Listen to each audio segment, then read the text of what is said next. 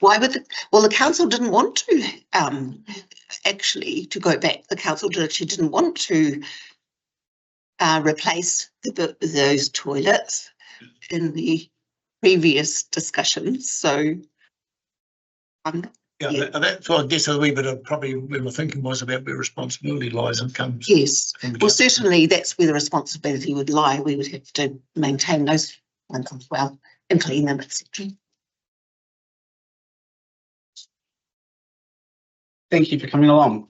Thank you for patience. Thanks. And thanks for all the work that you, all the different organisations. Thank you. Thank you. Use us, please.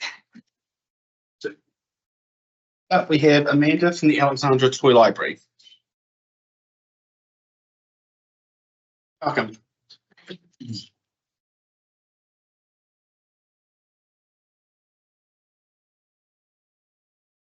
When I'm ready? Okay. Good morning, and thank you to the Vincent Community Fund for giving me the chance to speak today. Our toy library has been undergoing slow refurbishment over the past few years, and we're so proud of the progress so far. Families have noticed how much brighter, fresher, and more welcoming the space feels. There's just one final update that we need to complete the project, and that's new blinds. The current blinds are old and worn, and the loose curtains in front of the sliding door are becoming a health and safety issue. Replacing them will not only improve safety, but also give the toy library a more modern and welcoming feel. This may seem like a small change, but it makes a big difference. With new blinds, we can create a warm, inviting environment where our children and families can come and loan toys where they would otherwise not have access to. We are asking for your support to help fund this last piece of refurbishment, and with your help, the toy library will be fully refreshed and ready to support families for years to come. Thank you again for considering our request. It's got all the other information there with our quote. Any questions or comments? Yeah, it looks like a lady on hand for what you need. I just know you've got quite a bit of variability in your fundraising. Is it a cyclical thing? A couple of years ago you had 5,000. Did you just have one? Yeah, actually, so end of 2023, I think we're actually in deficit. I started the toy library July last year, and we were down to our last $350. So it was either like, let's get it done or let's close the door. So we've really been pushing and pushing and pushing for the fundraising and getting grants and things like that. I guess our issue is that our bills are $14,000 a year, and our membership fees are $3,500 a year. So we've got a real huge gap to fill, and all our fundraising goes to operating costs just to break even. So things like curtains are really a luxury for us. Anything else we just try to DIY. I'm sanding the poles at the moment to paint, and we're just going to ask the community to paint and things like that. Yeah, I think the curtains moved from the original building into the new one that we've got at the moment. Yeah, and it's just sort of the last piece. I think we've got curtains and we've got the new shelving and paint and everything that's been slowly done over the last 5 years. So I'd just really like to get those dusty old things out. It's a long time ago from the Omakau Toy Library. I understand there's a significant amount of volunteer work that goes into this, but I think something else that's really important is the protection. You know, the sun in the summer, the protection of those blinds will actually protect what's inside the building, and that can't be underestimated. When kids are pretty tough on toys, so if they're cleaned and put back in tidily and protected, it will actually be for longevity. So yeah, that's right. Anyone else? Thank you for coming along. Great, thank you so much.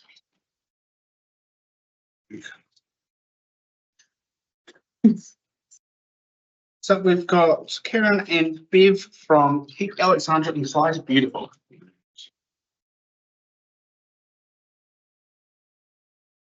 Morning. Nice to be here. Please. I'm Karen from Keep Alexandra Clyde Beautiful, and this is Bev, who's the president, the chairperson. And what we've made an application for is funding for our hanging baskets that we put up in Centennial Avenue. AACB, Keep Alexandra Clyde Beautiful, has been in operation since 1995, and we've been doing hanging baskets in Centennial Avenue for 30 years now. So it's been a long-term project for us. Unfortunately, we don't have much money in the bank, so about $6,000, a little bit. And the hanging baskets are going to cost 800 and whatever it was, just, close to $900. And that's an annual expense that we have to come up with. We don't have any other sources of income, so we've come to ask the council to assist with this project for this year and also future years. Have made a good application.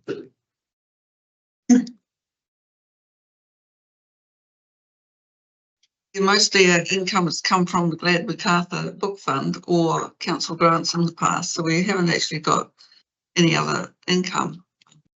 The last grant we received was to do irrigation at Shaky Bridge Reserve, which we're using that to cover the irrigation.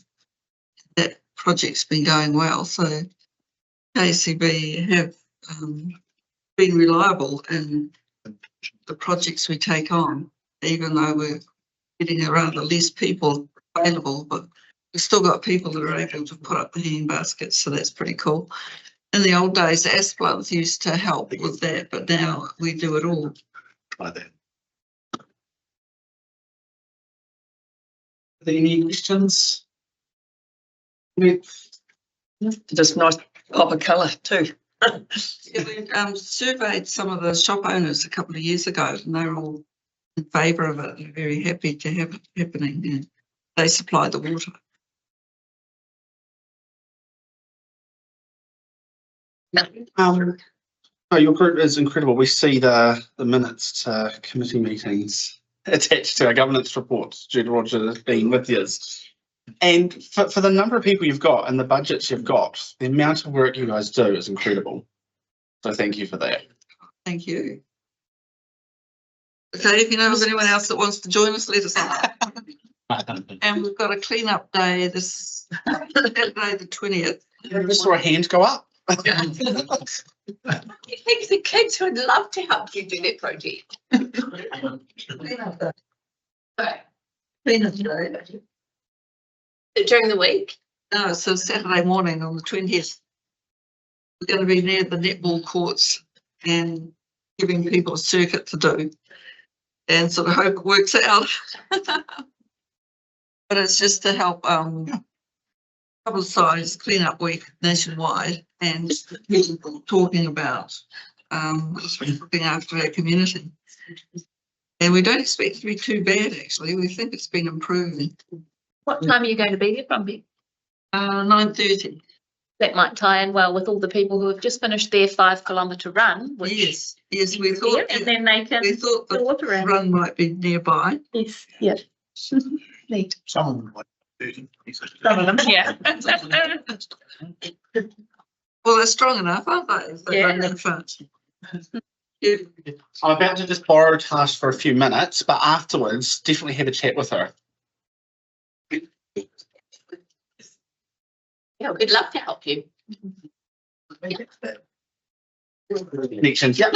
And on that note, welcome Tash Payne from Rangatahi. No. I love coming to these meetings because you get to hear about all the other cool things that are going on in the community and then how we can use what we have with our young people to empower them to give back, and then they have this feel good factor, and yeah, it's really cool. It's really cool to see. So I'm Tash and I am the manager of the Youth Trust here in Alexandra. We cover Alexandra, Roxburgh and Mighty Manitoto.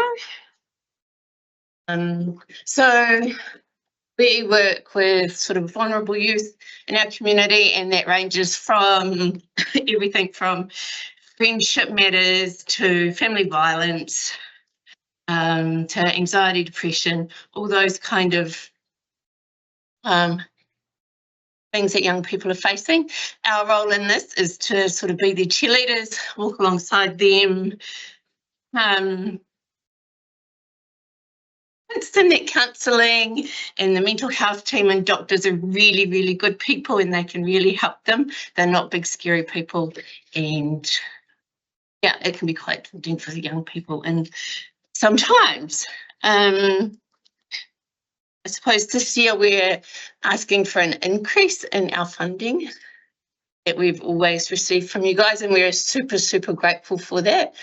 So in 2012, you guys started funding us, and we were getting $6,000 a year, which I think we've always put towards our rent, helping cover those costs. And it's now 2024, and we're still receiving the same amount. Not seeming ungrateful, but I think times are changing and the funding squeezes on, and we're really feeling that pinch. And if we could receive some more money from you lovely people, then that would go a long way into helping us do what we do and continue doing what we do. Can't read what I've written because I haven't put my glasses on. I just want to tell you a quick story about a young guy that we're going to call Bob, just for privacy. But Bob came to us 2 years ago through attendance services after long struggles with health, anxiety and school. His youth worker walked alongside him step by step, helping his family navigate the health system, health school, numerous doctor's appointments, advocating for him at school for a change of timetables, and sitting with him during his first mental health appointments where he couldn't speak for himself. His youth worker would speak on his behalf, and slowly over 2 years that support has shifted from his youth worker speaking on his behalf to him then waiting outside the door while those appointments were happening, to then him dropping off at the gate for his appointments, and now the young person goes by himself, which is pretty cool. So this has taken time, consistency and trust is built over time. It's not a quick thing that's done. So without a stable and well-resourced trust, young people like Bob would fall through the cracks. Since 2012, the need for our services has grown and continues to grow. More young people, parents, schools and other community groups are reaching out for support, for safe spaces and for programs that help young people feel like they belong. So we appreciate that funders are also seeing a greater demand for their support. At the same time, the increase in need for our services means that without increased funding, we are unable to meet this demand. We're very, very proud of what we've achieved. More programs, more partnerships and young people supported, but the numbers show that we are now stretched. An increase in council support would not just stabilise our trust, but it would mean more stories like Bob's and young people finding their voice, their confidence in their future. Yeah. And it's also really cool so that we can connect with other community groups to help them do. Yeah. Questions, comments? Thank you very much for everything, Esther. And I think you're right. It's been a long time. I think 2018, I remember sitting around that board table talking about wanting an increase from council. Yeah. So I do have the comparisons because I'm not sure if they were attached to the funding application or not. Those. You've got those? Cool. Awesome. Thank you very much. we get about 272 pages worth of stuff. So we've got everything. Cool. Thank you. Now we have Marianne Baxter from Alexandra and Paula. Welcome, Paula. Hi. And I trust you. Me, I'm just handing stuff out. Thank you. you guys don't need any introduction around this table. Well, kia ora tātou. a fellow volunteer and also someone I share a bed with, is Sorry, can we just, guys? Can you please just, yeah, thank you. not counting that as our 5 minutes. I'm handing out on behalf of ADMI our sheet, which I'm not going to read fully because it would take more than 5 minutes. But first of all, I'd like to offer our greetings from our chair, Kathy McLean, and delightfully can say that Paula is here. It is one of her weekend days, so I wasn't going to assume that she would have been here. So thank you, Paula. Apologies from Andy, our staff, and of course, we have an amazing set of volunteers that work with us. And I'm involved as a board member and also have been a volunteer for some while. We thank you for the opportunity to have made an application to the community grants. And also we hope through what we submitted that you can see how much we're valued and how well established we are as the district's heritage and cultural centre. So what is it we're talking about when we seek support potentially for our long-term exhibition from next year? We've named it Our Stories, Ka Māori, looking back to look forward. And of course, with that, we've sought some funding for more staffing. We're very confident that it's something we can provide for our community. And the reason we're confident is that between even when we made the submission and what's occurred now, we can display exactly what this is going to be about. For those of you who perhaps haven't been able to get along, we still have right now for the next few days an amazing exhibition called Operation Grapple. And you might perhaps say, well, why is that to do with the local stories? Well, Paula in her role managed to get the most amazing speaker as our speaker there, Sue Douglas, a local woman, who was able to share how much that particular operation had affected her family, her brother and the wider family. And so it brought back a very poignant story about that.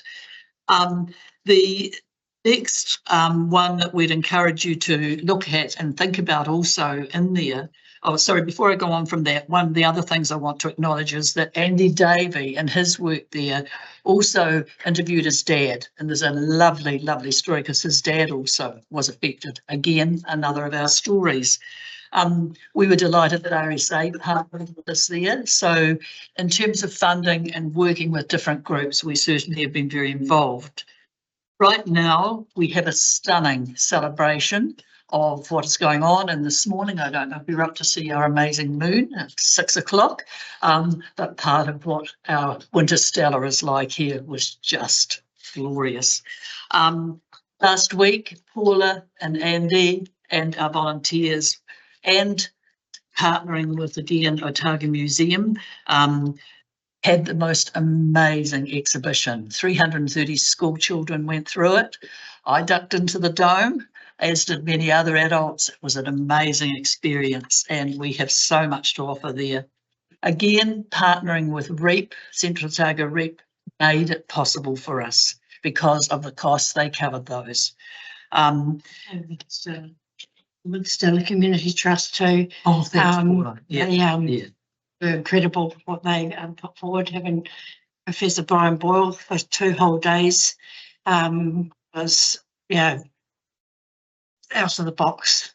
He's one of the leading astronomers in the world. So thanks, Paula. Yeah, the school holiday program. Those of you who are parents or grandparents, I'm sure you know about that. It is stunning. Each term, we have people who travel from well outside our district to come. I know as a volunteer, we have parents come, or grandparents often, from Dunedin, from Queenstown, saying they make a day of it.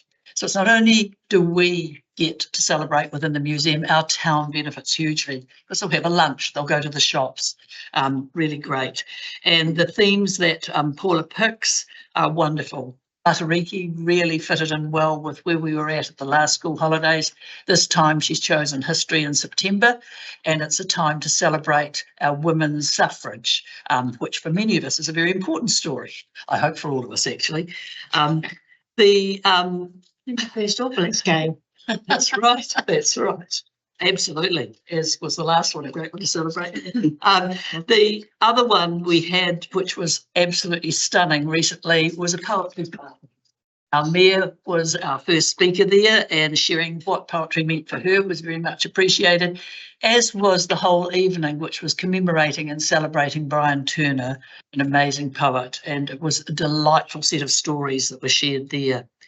So we're confident that we can, in fact, seek from you the understandings of what we can offer, and we look for some partnering and for funds to enable us to be able to do it and share our collections. Thank you. Just one more note there, more and more community groups are reaching out to us. So this whole thing with our stories, it's weekly. So although I can't tell you exactly what the program's going to be right now, I can tell you it just happens and that we do it anyway, but we need funding to keep going because it's just, we're at maximum capacity and there's so many events, there's so many people coming to us wanting us to do things. And of course, they're a little bit like the poetry party, a little bit naive. They come along and expect it all to happen.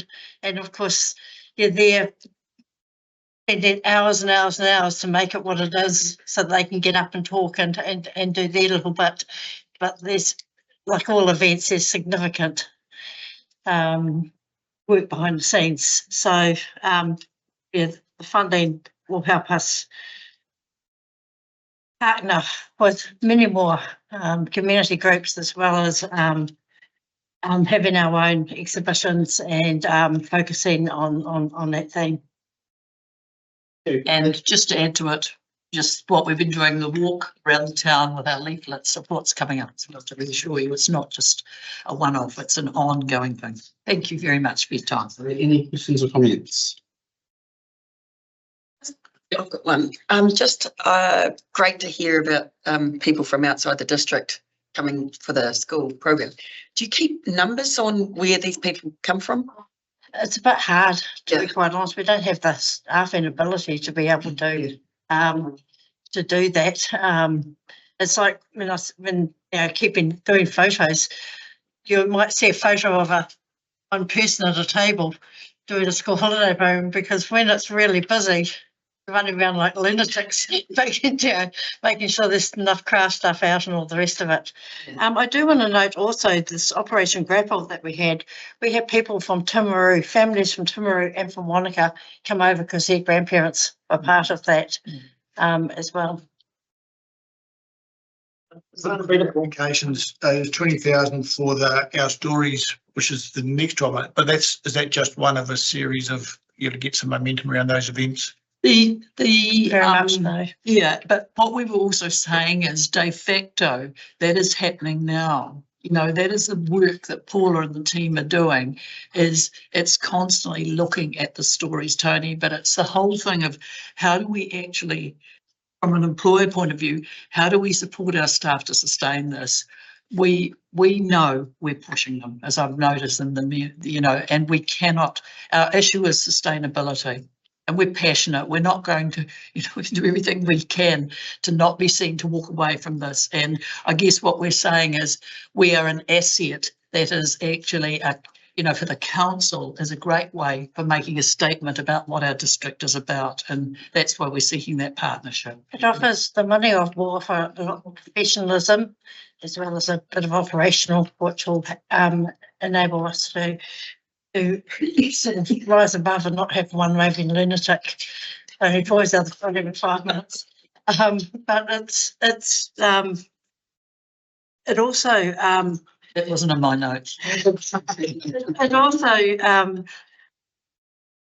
just a perfect example is I had one in the whole of November.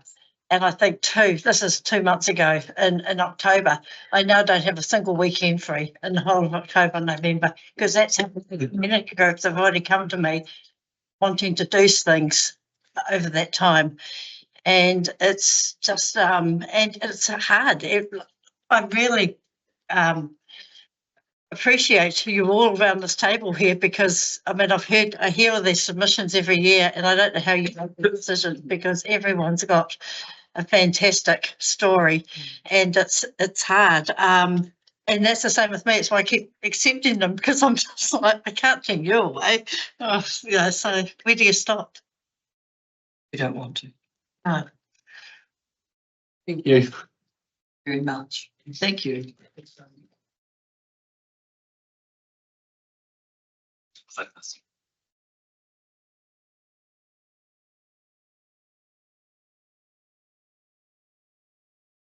Just sorry, guys, but just a wee reminder, just when we've got people speaking, we please just, if possible. I also think the new microphones probably will pick up a lot more than the old ones did too for recordings. People watching You stuff. probably don't want your conversations. So now we have Andrew Dowling from Mountain Bikers of Alexandra. Hi, Andrew Dowling. Yes, I'm president of Mountain Bikers of Alexandra. So we've been associated with putting together the pump track recently as well. So it's been great to work with council on that. So MOA is a voluntary group. We're here to promote and develop mountain bike riding in the trails in the local district. And if any of you cycle here, I'd say the trails that you're riding have been maintained by our members. Linger and Die is a mountain bike race that's been run for about 25 years by a local man, Phil Oliver, who tried to sell it 2 years ago. The club didn't want to see that fail. He couldn't sell it, partly because Martingi was for sale, so that made any buyer a bit wary. So we took it on last year and ran it. That was successful. It's a great promotion for Alexandra in that it has a practice day. So either people come from out of the district to ride the day before, weekend before, which is great. So it's good exposure for Alexandra and our local businesses. So we see this as a way of helping promote Alexandra as a cycling destination, and helping to integrate with other cycling codes, such as gravel riding, which has become quite popular, the touring on the trails, the river trail, the rail trails, cross-country riding and road riding. Any funding excess funding we get out of this, we want to use for youth development. That's what it's targeted for. So that's working with the young people, not just to ride the big trails up in Martingi, but to actually skills on maintenance of their bikes, nutrition, just general riding skills. Our greatest set cost is safety. We have to have the 3 medics on course for the race day. So we're requesting some assistance and funding for that. Yeah, and that cost of that is regardless of the number of riders who will turn up. Thank you. Any questions? Very much. Thank you. And we've got Tom Heath from Timed Events. Morning, everyone. Fine. So I start off, we're thanking you for last year's grant. We received $5,000, and yeah, trying to get an event up off the ground from idea to event day. That money just helps so much. It really wouldn't without that money. So back again for year 2. It's honestly twice the size it will be from what it was last year. We had 300 people all up from last year's event. We've got 8 weeks, a little bit less than 8 weeks to go. And we've already got 385 people signed in, and then we'll see a big increase as time progresses in the lead up to it. So yeah, looking for 600 people. That money will go towards the major costs that we have, obviously safety of traffic management, and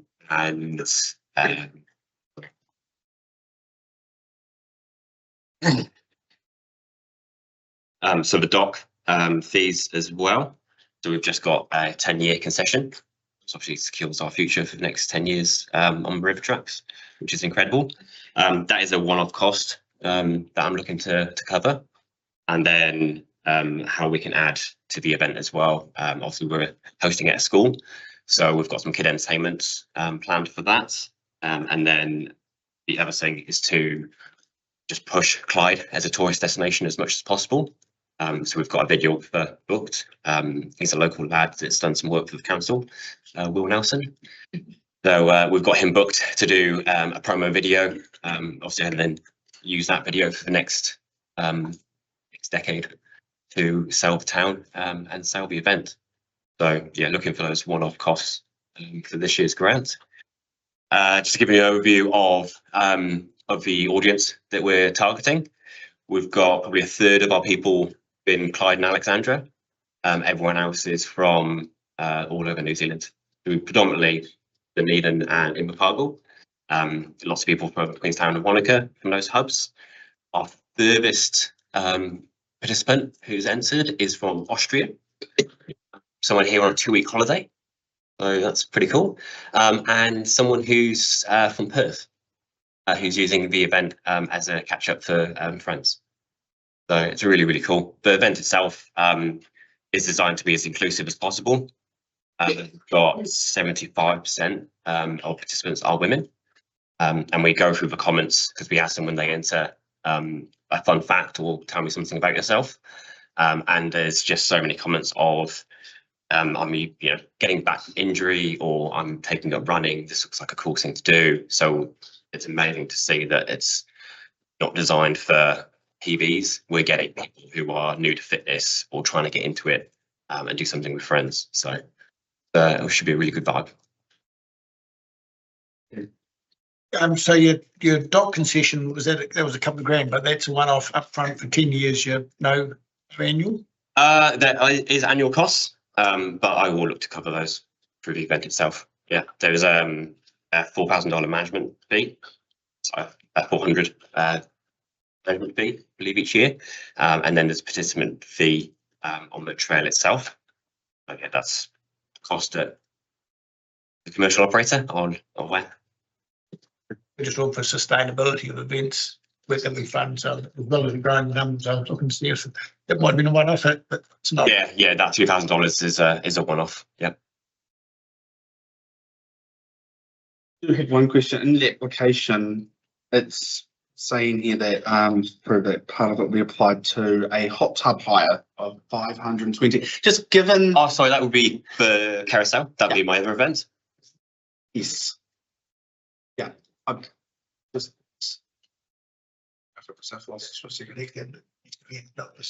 We're doing two. Yes, we are, but we're doing one public. Yeah. Okay, yeah. So the carousel, 5 minutes just to go through that. Won't take 5 minutes. So this is a brand new format of running events. It probably started about 10, 11 years ago, and it's taken the world by storm. So it's amazing to bring something like that over to Alexandra. It's a 6.7K loop that you do on the hour every hour. So it's 4 miles an hour. Sounds easy, and it relatively is. If you're fit, you can walk and walk 4K an hour, but can you do it over and over and over again? We have a New Zealander who is unfortunately second best in the world, and he did 117 hours continuously doing 4 miles an hour. I can't remember how many Ks that is, but it's a lot. And New Zealand has per capita the most most backyard ultras. So it really does fit the New Zealand vibe. And to hold it here around the airport is incredible. It's such a scenic location. We sold it as the most beautiful backyard ultra in New Zealand. And the feedback we got was you undersold it. It was just an incredible day. What we're looking for this event is just to completely bootstrap it. We had zero budget last year, so we're trying to add different things to it to get people talking. Backyard ultras, because they take so much out of you, it's not like you could do one every couple of weeks, and I believe there's now 14 around the country, so it's pretty tough competition between everyone. So we're trying to add little things. The hot tub one would be a higher hot tub, where if you've just run 60 kilometers, obviously you want to take a shower before you jump in the hot tub, but we're trying to add that way of what would be better to start your run in the morning, obviously run till exhaustion, and then relax in a hot tub surrounded by Central Otago. And the last one started out beautiful, It did. Then started pouring with rain and Yeah. continued to rain the entire night. And when I went up the next morning wearing a woolen jersey and my puffer jacket and a beanie, and these guys are still running in the rain. Yeah. And it was done by a local, which I thought was Yeah. awesome. Which is awesome. Yeah. Yeah, speed. I just wanted to, give a chance to explain that one, given Yeah, times we're in, and if anybody. Yeah, it's an odd one, but it's one where people stick around. Yeah, so it's the idea is that you would finish your event, and then instead of having to pack up everything, clean all your clothes, and just throw everything in the car, you can take the time to then relax and chill and enjoy Central Otago as much as possible. Are we going to see the mayor running in that at any point? Maybe do a couple of laps. I don't know if I'd get through 20 minutes. No, thank you. Are there any other questions? It's just great to see you having a bit of, putting things out there and getting the support, both locally and from further afield. It's really great. For the Clyde Classic, just a few data points on that.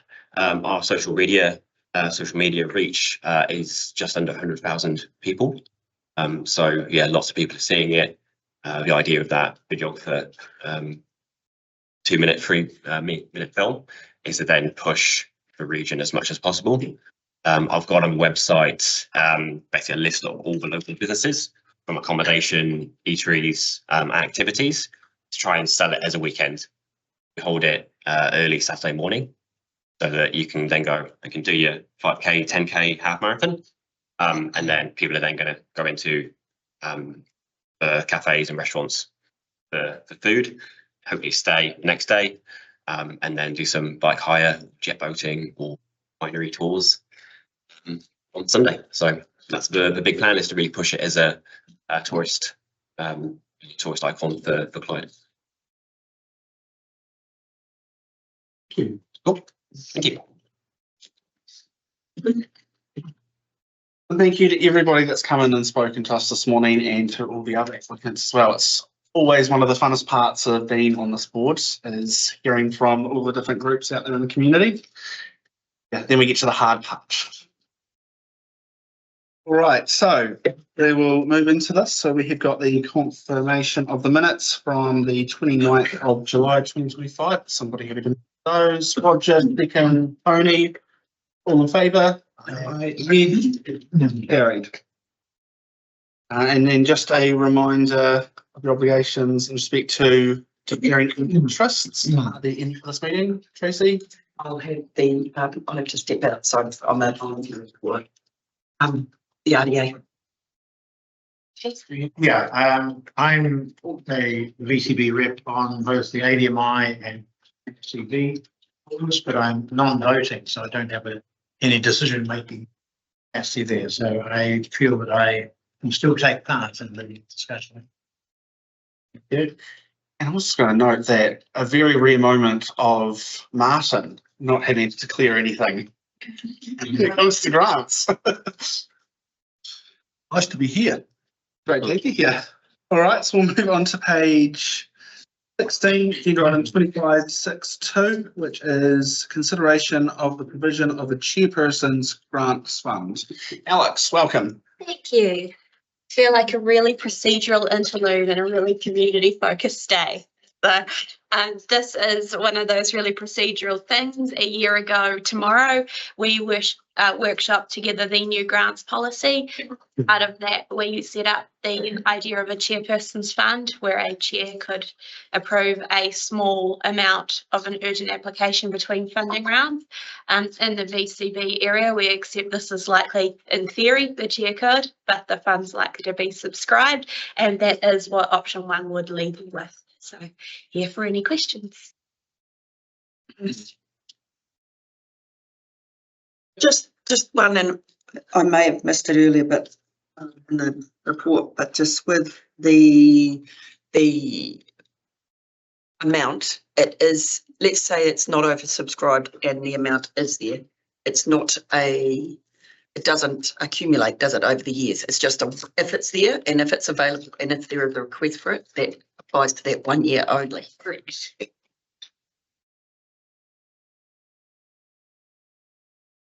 Nobody else? Is somebody happy to move A, B, C, D, E, and F? Martin? Guy? Just in case anyone. All in favour? Aye. Against? Carried. It's me. Agenda item 2563 on page 26, which is the 25-26 community and events promotions grant opportunities first round. And Rebecca. Okay, I'll start and then go to Ali. So this is the first round of the 25-26 community board. Annually, you have $38,000 to distribute, and this figure is the adjusted figure once the grants from ADMI was diverted to the newly created museum fund. 9 applications were received, requesting a total of $76,951. As year one of the long-term plan, the board is also able to consider multi-year applications. As this is a 2-year long-term plan, multi-year applications for that period can be considered. Normally it's a 3-year long LTP and you could consider for 3, but this is only a 2-year. CODC has recently been finalising its reserve balances, and as a consequence of this work, an adjustment has been made to the Vincent Community Board community grant balance. The time of writing the report, that balance was in deficit. It's now $45,639 in surplus. So you have a reserve balance in your community grant option, if you like. And this differs from the balance at the time of writing the report, and as a consequence, I am presenting a new option for the board to consider, which is allocating grants totaling $49,616, which is $11,606 over budget. I wouldn't normally have done that, and you would note that I didn't recommend that because at the time of writing the report there was no ability to fund that out of reserves. That now presents itself. This would need to be by way of recommendation to council. The board hasn't got the authority. You need to recommend to council that happens, but the community grant pot can only be used for community grants. When making that recommendation, I'd note that the Vincent Community Board grants have been undersubscribed for the last 3 years by about 20k, sometimes it was 19, but around that 20k mark. So this is a very unusual year for the number of projects that have presented themselves for the board's consideration. When speaking to the individual applications, I just make the following points. I'm recommending that multi-year grants be awarded to Puna Rangatahi, the Alex and Districts Pipe Band, the Keep Alex and Clyde Beautiful, and the Alexandra Community Advice Network. They're all well-established organisations in our community. If we haven't funded them for some time, then we have in the past, and so they're the 4 that I recommend that you consider multi-year grants for. I'm also recommending an increase from $6,000 to $10,000 to Puna Rangatahi. That's the adjusted figure, as they have not had and you heard from Tash, they have not had an increase from 2012 and have faced significant costs increase over that time period. The final point that I'll make is that if you followed the recommended figures, there wouldn't be a second round. There's one applicant that falls into the second round just as in the cycle, which is the Friendship Network. However, we can encourage them to apply July next year rather than in March next year. So I'm hoping that won't be too much of an inconvenience for them. And then I just make one more point over the ADMI application and whether it could have been considered in both promotions and community grants. It could have. You will recall that when the ADMI did their accountability report, we sought guidance from the board about whether there was an appetite to consider an additional application for the work that they do over and above their museum function, and there was. They were encouraged to put in an application. They've put in a community grant application. Having reflected, I still think that's the right pot. However, there is particularly given their verbal submission today, that it's about the recognition of their work over and above the museum function rather than a specific event. But specific events make up that. But we can talk about that further. And hand over to Ali. Thanks, Rebecca. Good morning, everyone. Promotions and events grants for the board this year, an annual figure of $50,000. 5,000 of that has been pre-allocated, annual meeting back in May. The Blossom Festival grant that was approved at that same meeting has been rescinded, as you're aware. So that means that you've now got $45,000 in this round and for the next round.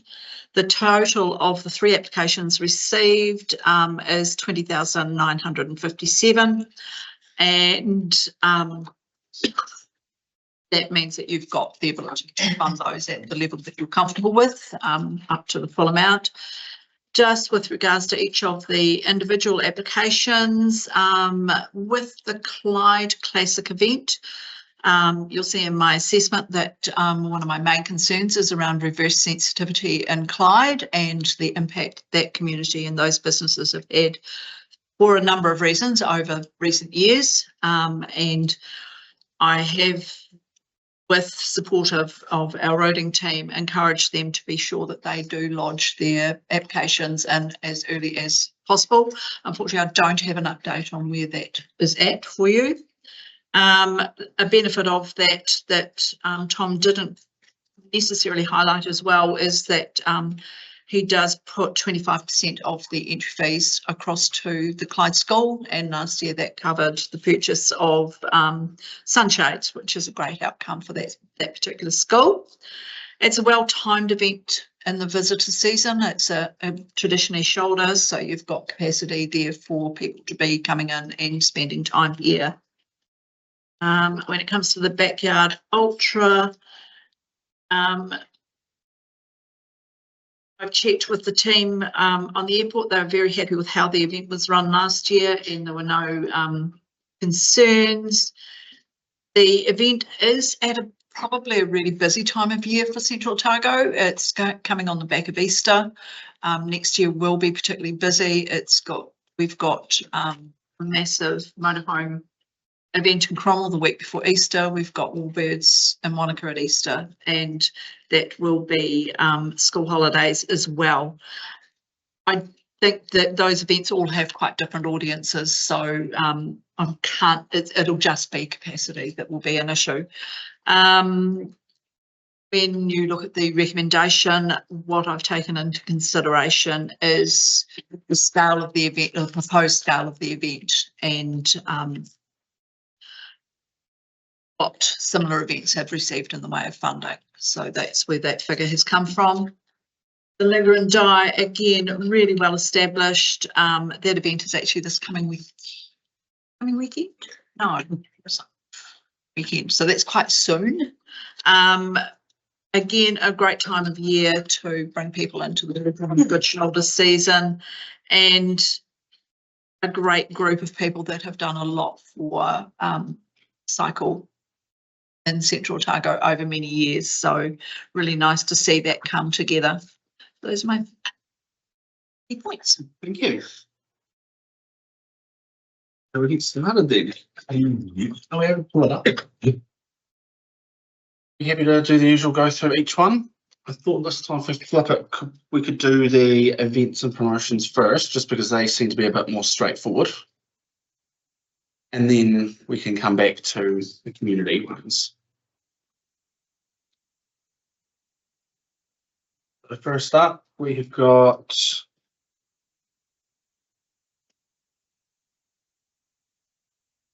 a round of recommendation. So I'm just trying to find where I am on this thing.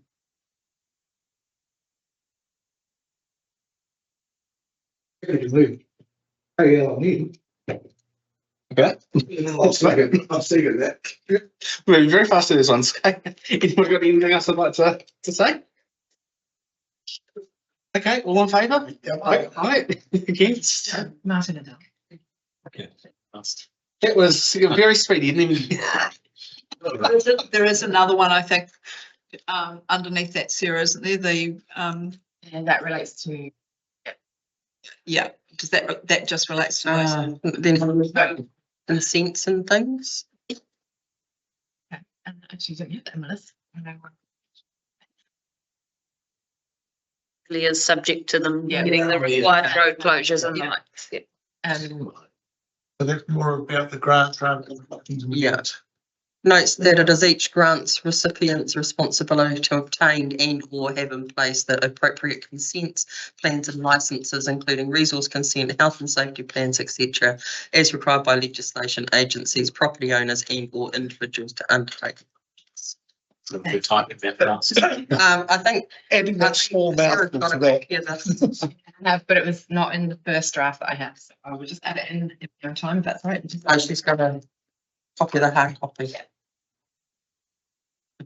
So, sorry, the point below that is that been added to what pot? That 11,000? No, that's just, you're just considering a subset of the recommendation at this point, around the events, and then you can discuss the other recommendation. Is that correct? That is an enabler for the subjects above. Wasn't factored. Yeah, but at this point, you're not considering that part of the resolution, is that? Yeah. Yeah, we're gonna look at that next. Yeah, I'll need to make, I'll make those ones we've just passed A, B, C, D, and then we'll just change the lettering.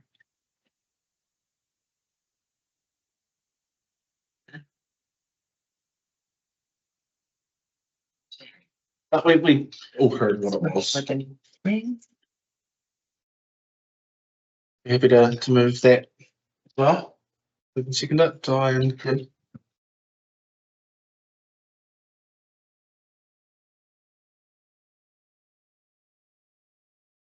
It's got to be the quickest one I've ever seen. I was still trying to find my page. Because Martin's back in the room. Martin's not hitting me around. All right, so we'll move on to the community grants. So how do we feel about if we do Dunstan Equestrian Centre first, so that Tracy can get out of that one, but then return for the rest of that?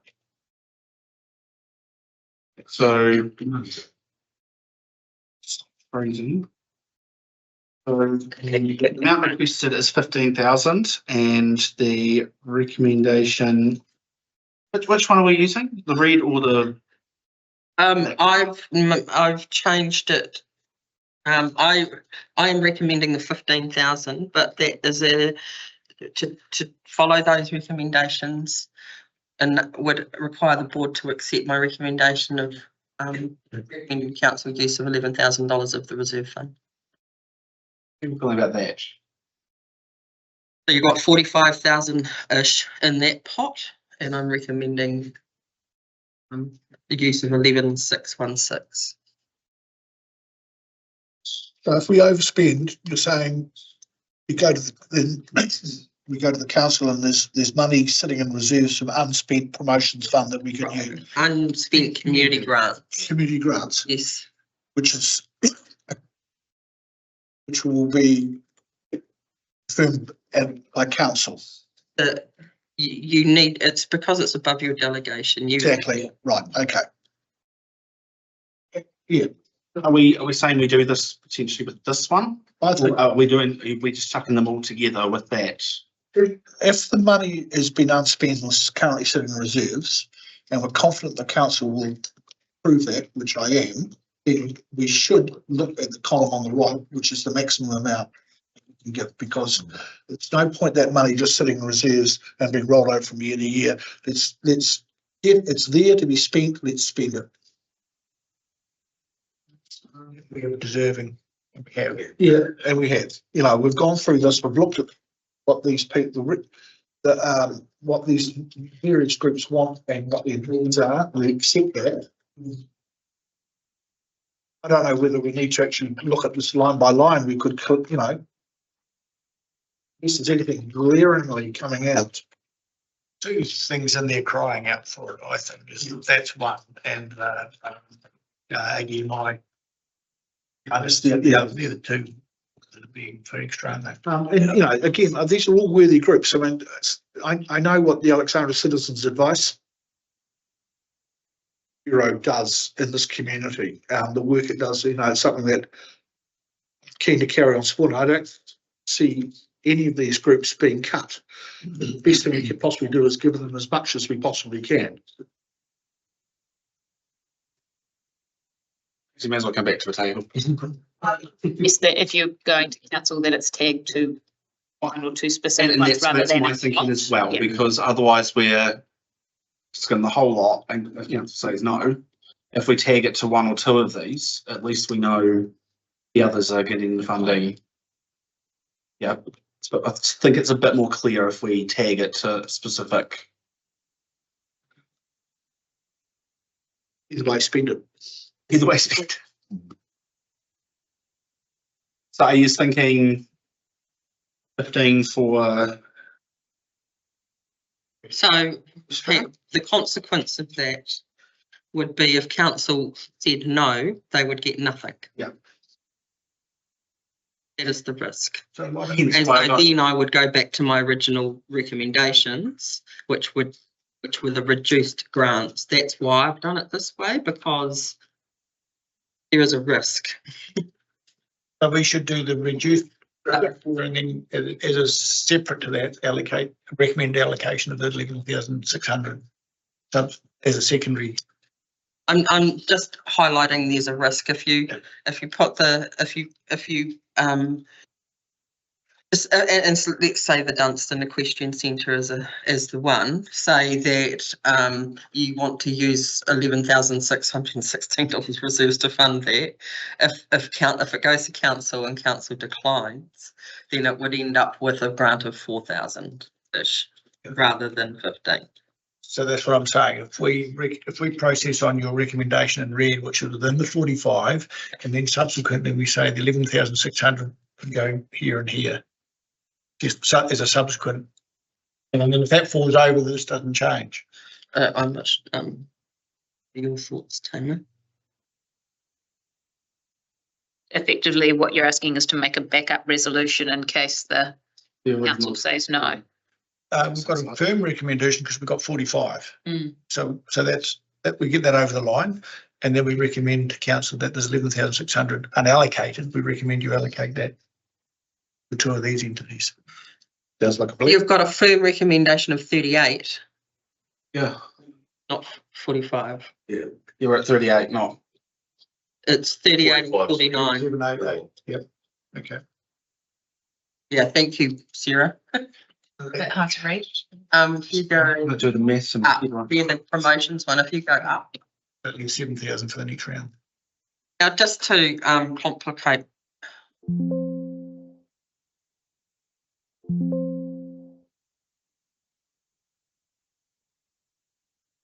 While we're doing that, how is everybody comfortable with all of the other ones? Within the 38,000. So the black, I've changed the colours on this version, sorry. So the black adjusted recommendations within budget. So that's that they are within budget. So they're within your $38,000. If you didn't use reserves, then they're my recommendations. If you do use reserves, then my recommendation is the red figure.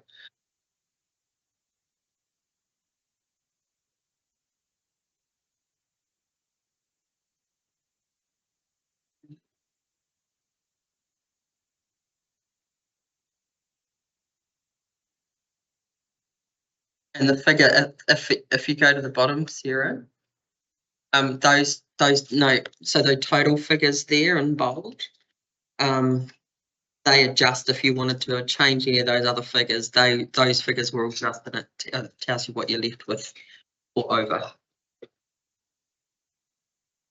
Yeah, pretty What's snazzy. the amount in reserves? 45,000. Yeah, one moment. It is 45,000 alloc. 45,639.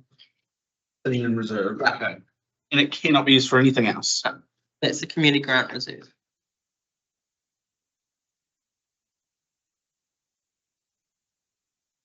accept another year that you have something like this. Yeah, well, if you don't use all of it, just could have another rainy day. I see what you're thinking at the moment. I don't really want to see, I'm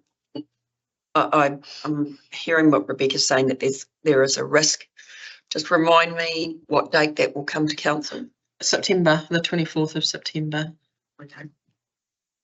Citizens won't be there to speak to it. Sorry. I won't be here, but, Show up again. I would hate for people to lose out if there was a possibility that we could have the proviso that, like, only mentioned, that would be ideal. But So I don't want people to miss out. So we're saying we go with the recommendations that keep us under the amount, with the secondary recommendation there that we send it to council with the alternative ones, with the overspend. So, yeah, I'm just trying to think from a governance point of view. So your recommendation is, the first recommendation is that you recommend to council that 11,600 is used, as It can only be used for. yeah. Exactly. And so- So the likelihood of council turning it down, we're all concerned about there's a risk. There's no risk because it's got to be, There's always a risk. well, there's always a risk. But the risk is minimal Excuse me. because the money has to be allocated. It has to, not likely to be rolled over. And I can't imagine council turning it down. The only reason that we're not approving it is because it's over and above our delegations. We could in each resolution put the amount covered in the community grants and then Yeah, subject to approval of the additional in each. and then each resolution would have approves the application from Puna Rangatahi for mobile funding, and it allocates a grant of $10,000 in the 25 financial year and 10,000 in the 26, subject to approval of the reserve funding from council. Otherwise, it's 700,500. Does that make sense? It makes sense, yeah.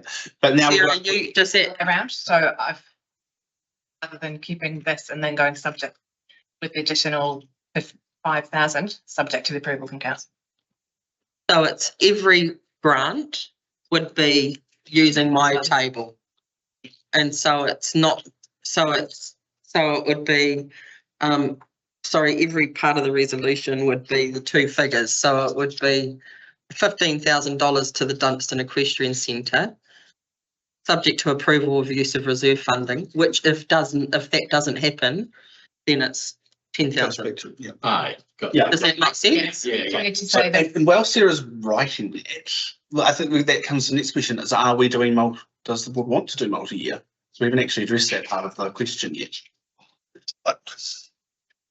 And having been through this process quite frequently, it's a blessing to organisations to know that they've got 2 years funding in advance. They're not having to go through the process, which can be quite taxing to the groups that are not up to speed on that sort of thing. Yeah. It is, but also on the same vein, we're making decisions for a group of people that may not include any of us sitting around here at the moment. Does that matter? That's what I'm putting out there.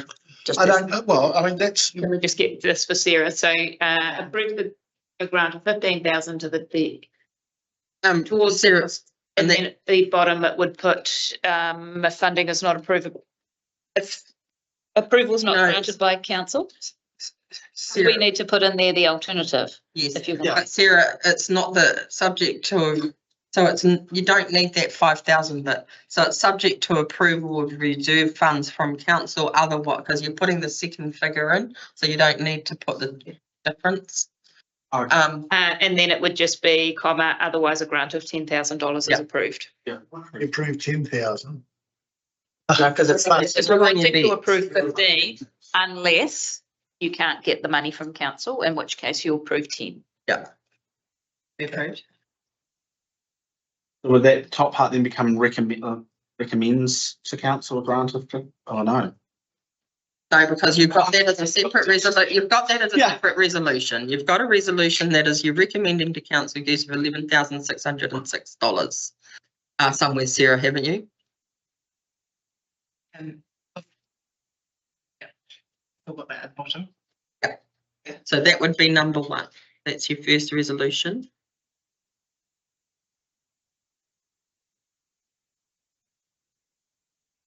Is everybody sort of clear what we're doing? Sarah, that's what we're doing. Yes. Yeah. Is everybody clear of Yeah, I think, what we're asking? should we have a discussion about whether the 11,600 we recommend is allocated across four of these as it is? Two of them, or The message I've been getting around so far has been that it would be covering all of them. But no, is there's a couple in there that it doesn't cover. ways in the ones where there is the alternative. We've allocated, like, KACB. Yeah, there's a couple that aren't just. Oh, yeah, no, there is a few, but yeah, I thought we were just sorting this one first. Yeah. But yeah, do you just want to talk about those ones now? I think the ones where there isn't going to be a difference. I would have thought there's two of them stand out ahead of the others in terms of the museum and the equestrian centre. Yeah. As more deserving than a general spread.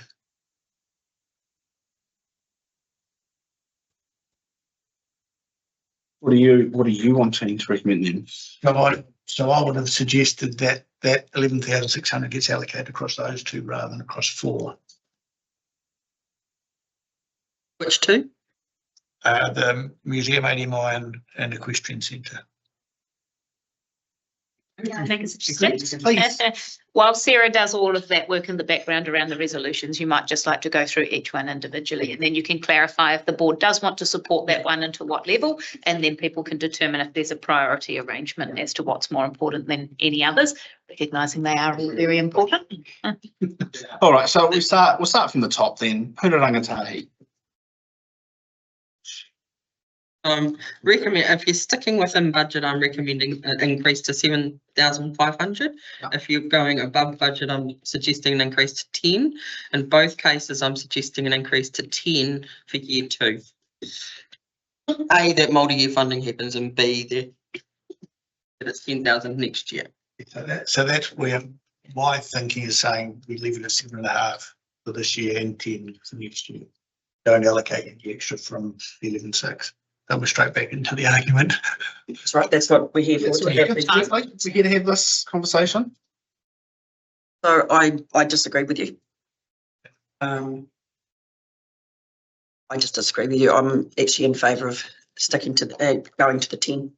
But I do have a little bit of reservation, which Martin will disagree with me about having the multi-year. We commit funding I accept that. across the board for multi-years, but and I don't think that we get hung up on factors that there's an election coming up and we may be committing a new council to things. We commit that new council to things all the time. It's just, this is business as usual. I would note it's an unusual because of the LTP being 2 year. Yeah. Normally it would have been last year that you made that decision about multi-year funding, and it's just because we shortened the answers, doing it right before it. So normally would it be, Normally it would have been last year. yeah, And it's in committing a new Yeah. board anyway. Yeah. For the final year of funding. yeah. So and it's something that community organisations have been screaming out for.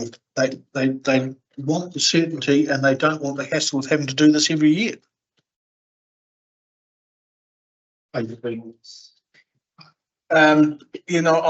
with Tony with the two major ones, and back to Puna Rangatahi, I think be in support of the 7.5 and 10, as Tracy suggests. And the multi years, I agree with Tony. I think we should go for the higher is where it's possible. Yes. Is anybody here? 10, eh? He's at 10 10. and 10. And I agree with you guys, with Tracy on that one, so. Yeah.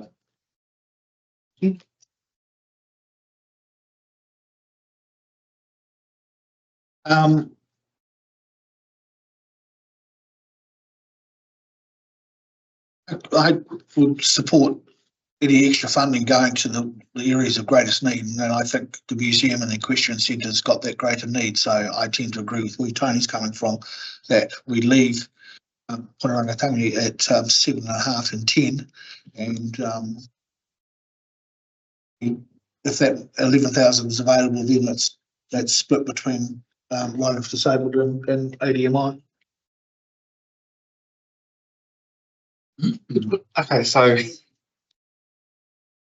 But there is an increase. If you look, am I looking, this one here with those adjusted amounts, that's the right figure. So you're looking at, The adjusted figure Yeah. in your papers, which is 7,500, it's you within budget. The budgets. utilising the 11, If I had that 11, my recommendations would have been. Be in the other black. figure. yeah. Right now. who here, can I just see your hand? Who is going for Punarangatangi for the 10,000? Who's supporting that at the moment?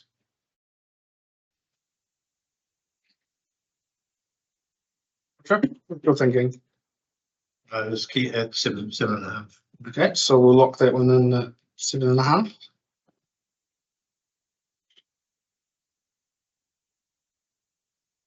What about for the second year? Was it, Second year?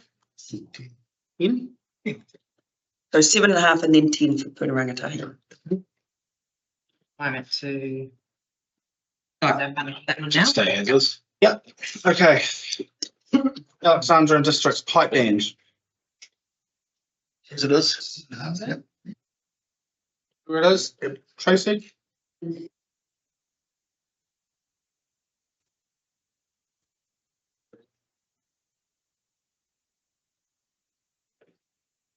Keep Alexandra and Clyde beautiful.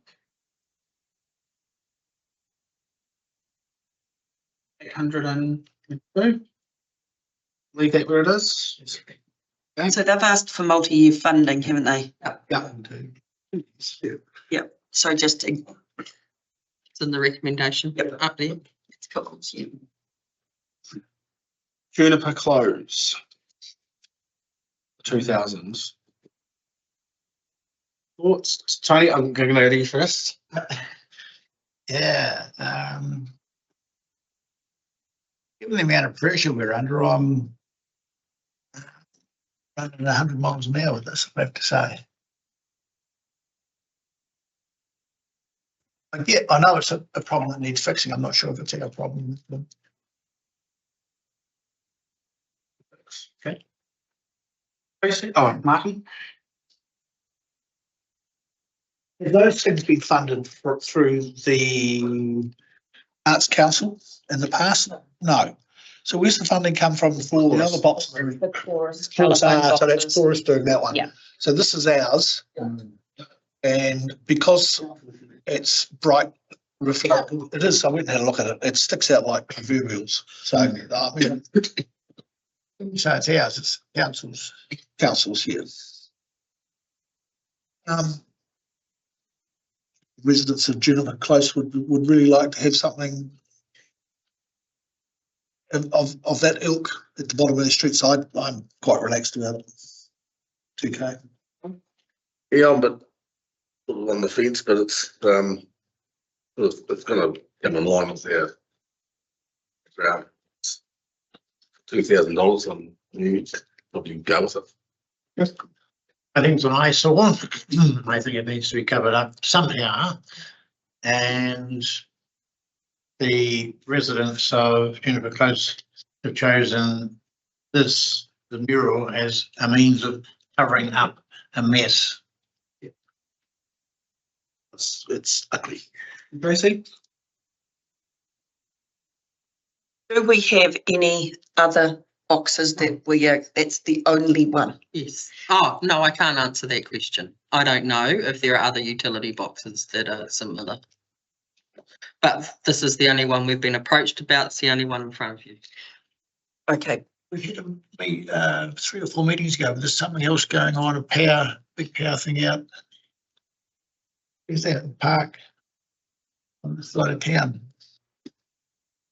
something for that. Oh, that was IRC with, That was Yeah. quality. Answer to your question, Trace. I mean, I don't know numbers, but I know at least one more in the district. But that's something we'll deal with, isn't it? Yeah, case by case basis. Yeah, I guess. Precedent. Yeah, I would like it to be, to make sure, I mean, it needs to be in keeping, whatever mural goes on, needs to be in keeping with the district, I think is important, because The ladybirds, that's what it would be. sunflowers and ladybirds.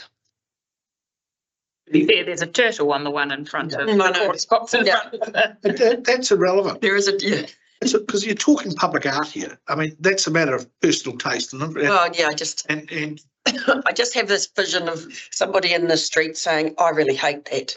And coming back to us and going, well, I really hate it. That's the risk you take. Tracy? I am pretty ambivalent, but yeah, I just don't want to see a whole lot of these come at us. Anyway, yeah. Okay, cool. So we'll keep that one. Clyde Museum. One's got the two different. I've recommended if you're sticking within budget, it's 3.5, and if you're going over, it's 5. 3.5. You going 3.5? Roger. Yeah, fine. Tracy. So I leave it at 3.5. Yes. No increase. Right, Alexander. Changing the figure. If you need to. Right.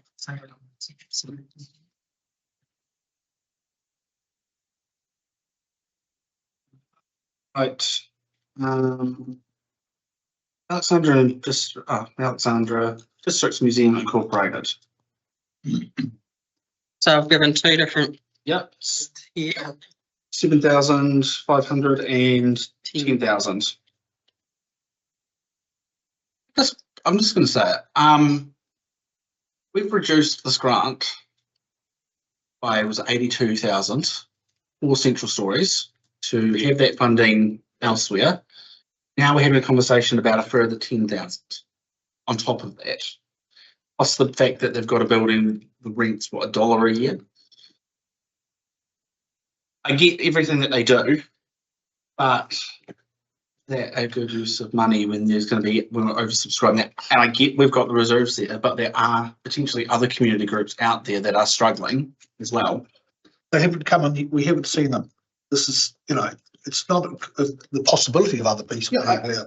Yeah, and I get that. I'm just saying that that is a huge chunk of money for one organisation.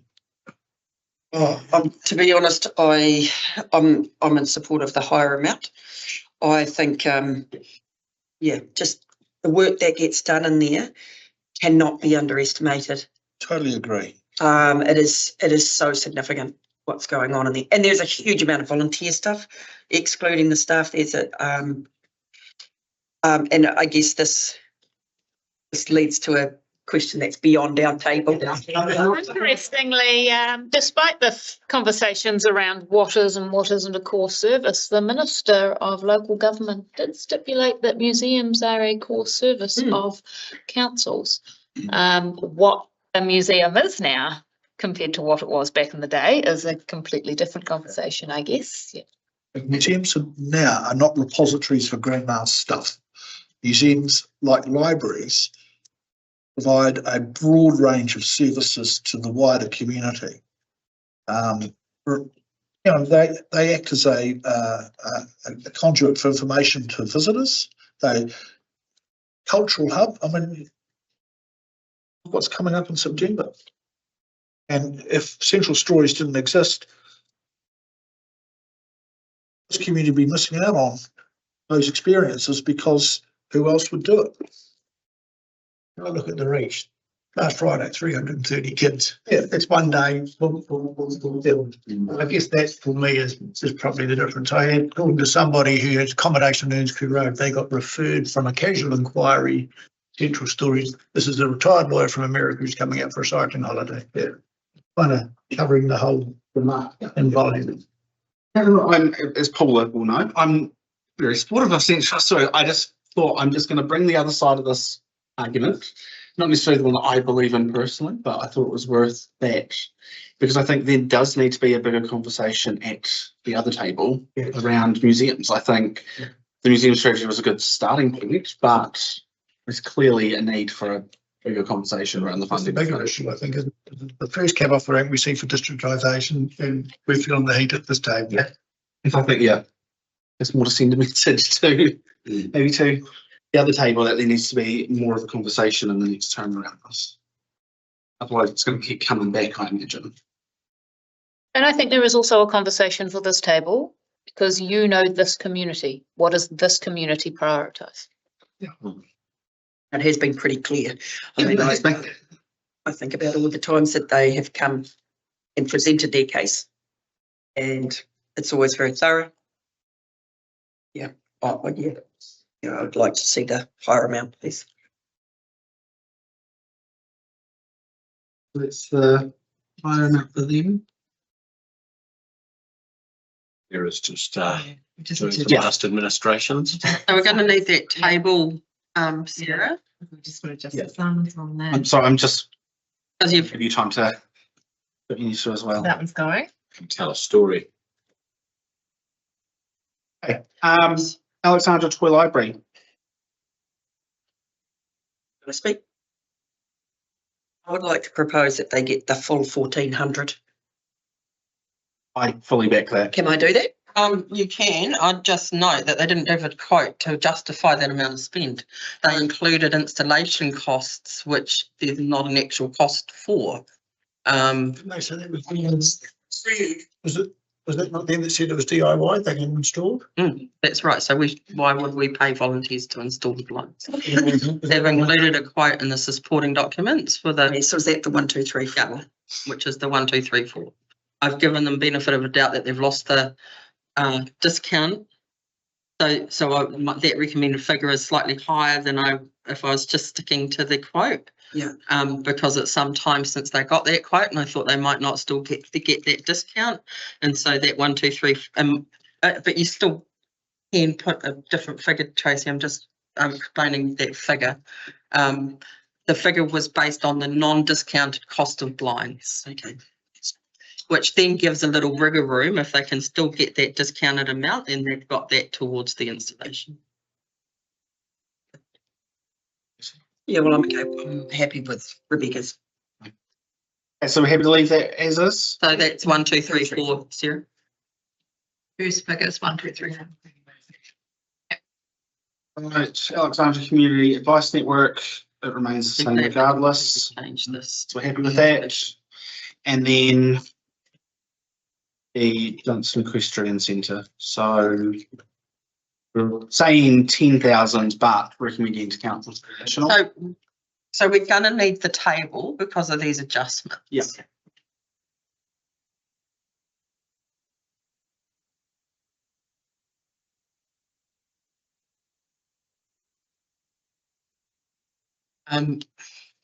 Library. So Sarah, if you use the grey shaded column. And if we go, so up top, where did we sit with Te Puna Rangatahi in the end? Did you sit at 7.5? Yeah. So 7, Increase to 10. yeah, next year. Yeah. And then pipe band is 2.5. Yeah.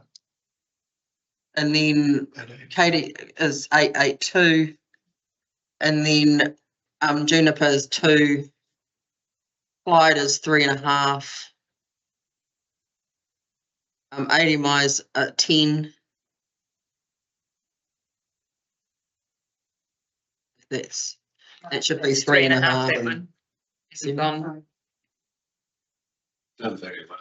You're doing Okay. something, Sarah. Yeah, some counting So happening this here at the is table. 3 and then 10, and then 1, 2, 3, 4. That's a nice figure to remember. 100,000 in there for the music. Full of love.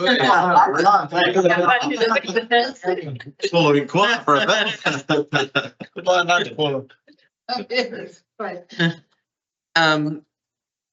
3,000 for them. Now, if the magic works, does that, And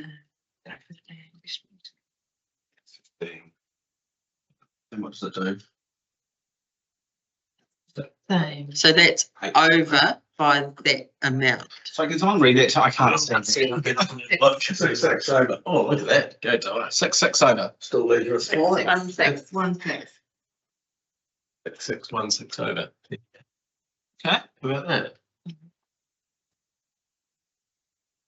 And so then, is the board, wanting them on 2 specific applications, That sounds like it, yeah. which is ADMI ADMI and Dunstan. in Dunstan, yeah. Got $2 on J as well. You've done an amazing job keeping up with all of us. That one and that one. Correct, the top 3 are subject to funding. Would it be subject, was it otherwise a grant? Is it approved or? So it's, I demand 616. Well, it's not to cover the above grants now is what I'm hearing. Sorry, because that We've was reverted back a bit. as detailed. Can we put To cover, to fully cover the recommended grant, to. Make up the shortfall Let's go with that. from the budget. So if we've given Dunstan an extra 5 out of the 11.6, would we not have the same clause for I? Give museums the extra 5? You've gone through and changed the figures, so you're not now needing 11.6, you're now only needing 6.6. That's right. So that's what I'm saying. So we've done 5 out of there for that one. Why don't we do the 5 for the museum for the next one? That's a different figure altogether, Tony. What, I don't understand what you're suggesting. So you said, From the 11.6, we've said recommended 5,000 goes to Dunstan Equestrian, haven't we? And we've still got 6.6 carried over.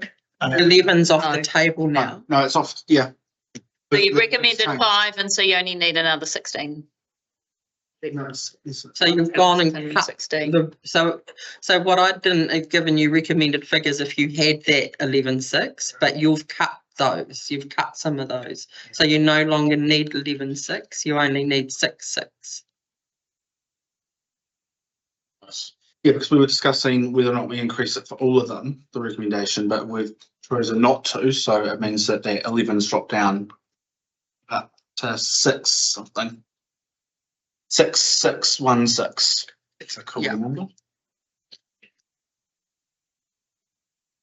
Have I got that right? I think so. So I've lost a couple of times in this conversation. So many So then we're saying 10 and yeah, so Sarah, sorry, can we go back to the table?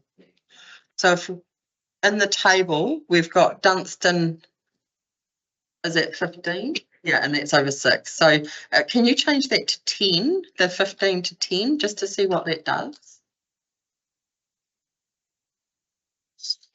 And then Take $5,000 off it. It'll be 1,600. 100 over, yeah, and ADMI would be, yeah.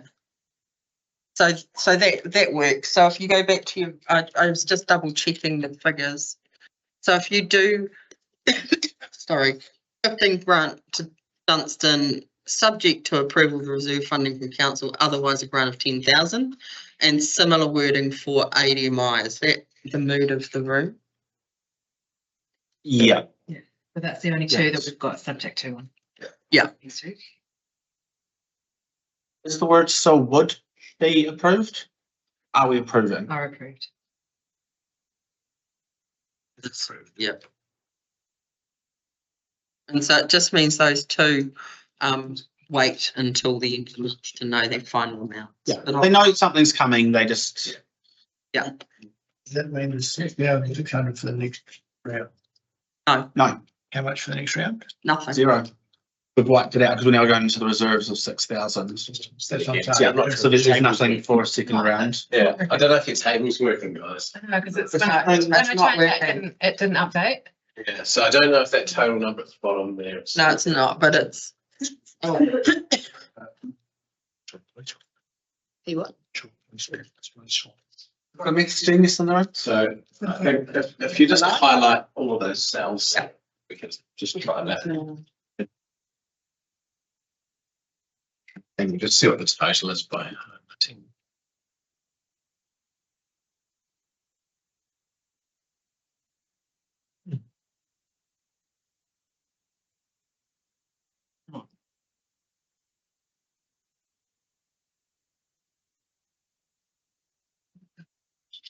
I'm just gonna hover, guys, I'll just see that.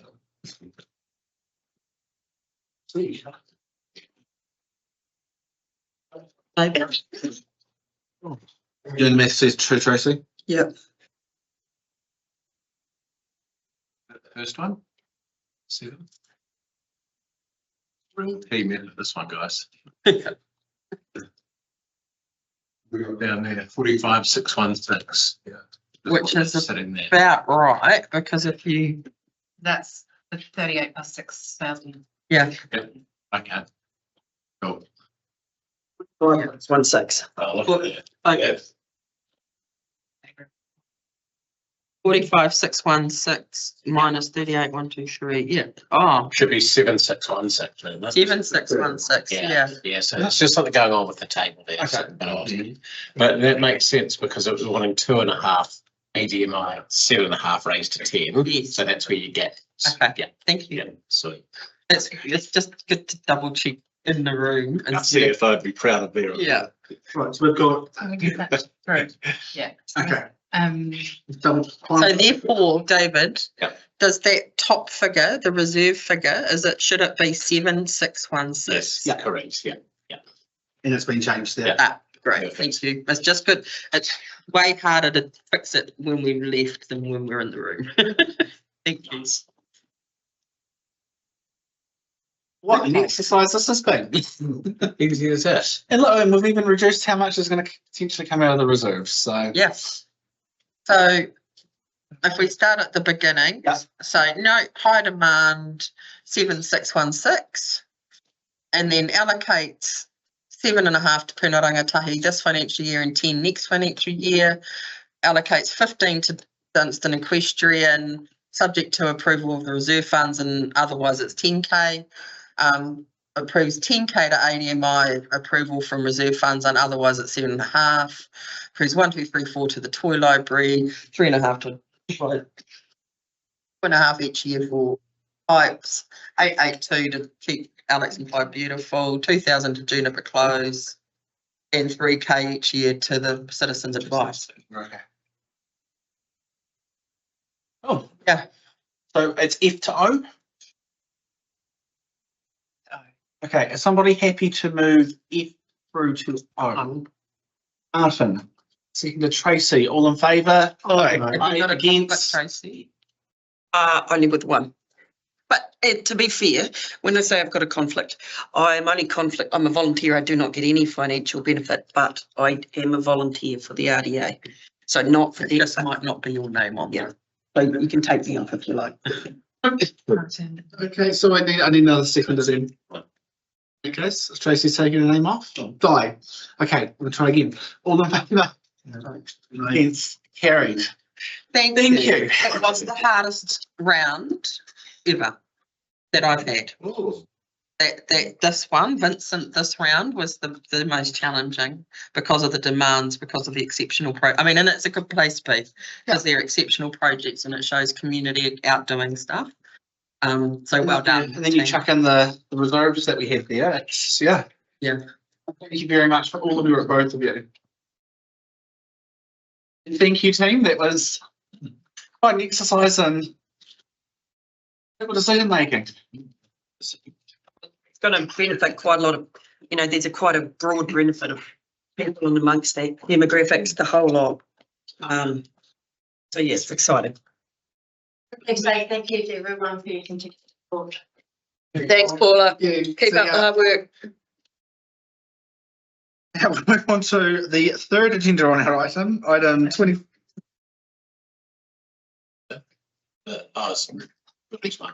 You can sit at the table. I'm trying to jump into it. No, I'll leave them to it. So, but if Gordy's not here, we can. I'll do it on his behalf. Oh, okay. Yeah. Okay, so agenda item 2564 on page 32, Kaimua High Riverside Park. Car park entrance. Cool. All right. So, just the paper, I'll take it as read. The paper that's in front of you, when we originally did the design of Kaimana High, the layout of the car park was such that we wanted to make sure large vehicles such as trucks didn't get in there. And so the design of the entrance into the car park is against that. And obviously there's a couple of unintended consequences where vehicles that are slightly larger, again, like say a camper van or a vehicle towing a trailer, for example, it makes it hard for them to get in there as well. So I guess the reason this has come by the board is what has been designed there was fit to what the original design was, but what has come to the board here for you guys to have a discussion on giving us staff as guidance on next steps if we would like to change that. In some respect, we've got QP here to help from a roading point of view as well. But, yeah. First of all, I was going to ask what this report cost, but I'm not going to go down that path.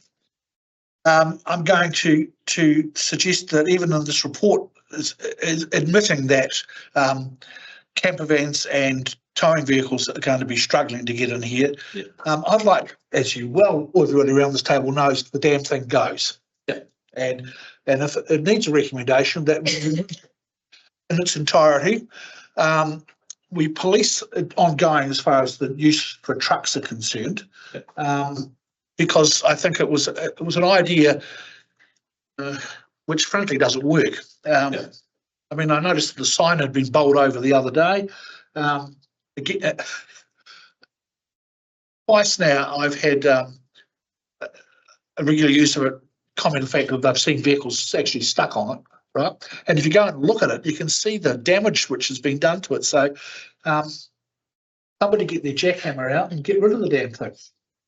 Now, can somebody like to word a recommendation around those lines without me cursing in the middle of it? We started on a couple, Sarah. And I'd be quite happy to I guess put that as a recommendation, Tracy. Yeah, and this might be a question for QP. There has been some obviously discussion or murmurings around the big trucks. To access that bottom part of the street, what is going to be their safest route to come in to do their business side of things for the businesses that are down there at the end of the street? I haven't actually looked at that. I'm like, was it? I could probably talk to that. So like the car park that's there is obviously used with the warehouse, and so most of the big trucks that come in there are for the warehouse, and so we've worked with the manager of the warehouse and other businesses around there just to give a thoroughfare on how those trucks work through. So now the direction will get me wrong, but they come in along, either come into town, park on the side of the road where the warehouse is to load and unload, and then they'll continue on River Road to get out all the way around River Around past Linda and Di. And they've been doing that for probably 9 months now, I would say. So there's probably no major change in heavy vehicle haulage around there. And I guess that was sort of a bit more of the original intent of that bypass road through there. The second thing is that car park's actually consented for, to be used as a public car park. I can't remember the exact number, but it's somewhere around 100 or 120 car parks. And so far back in history ago, large trucks should have been there at all anyway. So I guess as we went through the design of it, we, put up barricades of some type to make sure that trucks didn't go in there. And I guess there have been some vehicles that we've probably over-engineered that. So, yeah. And so what about, there was mention about the traffic calming. There was some traffic calming that was going to happen. Is that my understanding, the traffic calming was going to happen on the road to slow cars trucks, anything going down and around that corner when they're accessing that. I guess that's still something to look into with riding around what that would look like, whether it's speed limits, I don't, what that looks like. But essentially, when we did the design with we did move it to the side. One of the factors was safety, so that the plaza was off to the side of the road so that it wasn't interfering with the original designs. The cars would still go through the plaza. And that was going to take a fair bit of engineering work to achieve that. So, I guess as we go through it, we'll have to look at safety mechanisms of that. Can't really go at big pace there because there's a cliff at the end. We've seen how that's worked out. Okay, that's cool. Thank you. Yeah. Have we just overestimated people's ability to drive?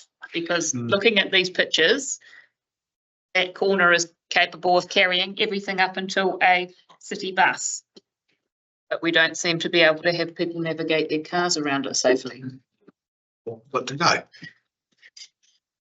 Which is a worry, given that we are highlighting that this should be an area for lots of pedestrians and children, and people can't avoid a concrete. The George Street, to need an example of when you pedestrianise something, is that common sense actually applies, and people will slow down because that buttress it's not achieving what it achieves because people will stop and let upcoming cars do. I've spent enough time down there watching what's going on, and that's.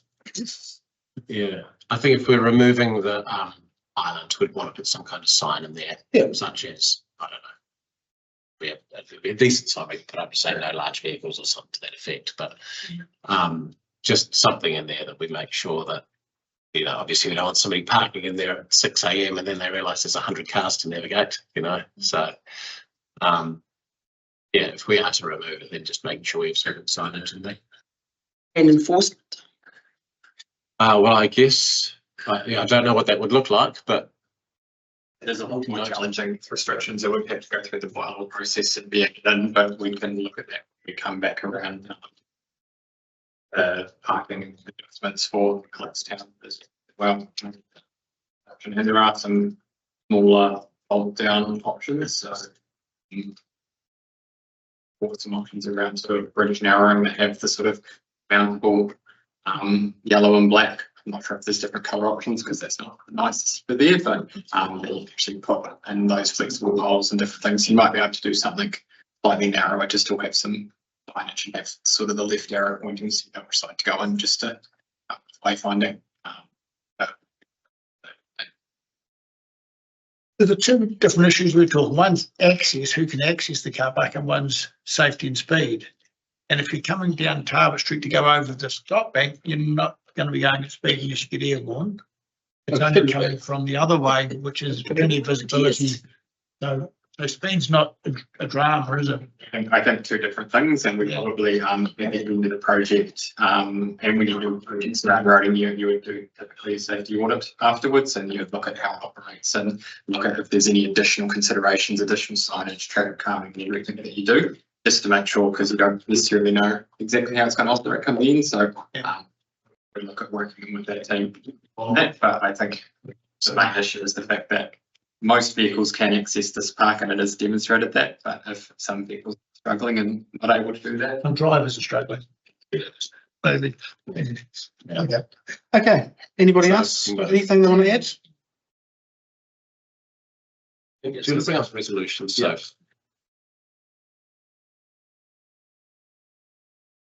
To what I've moved. Yeah.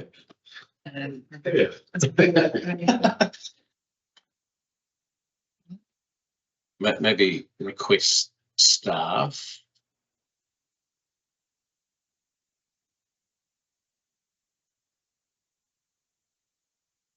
Do we need amend the plans to remove the island? Do you need to talk about amending plans when it comes to road in a resolution or no? Sorry. So I've got request staff remove the entrance islands to the Kaiwana Hai car park. That's probably the.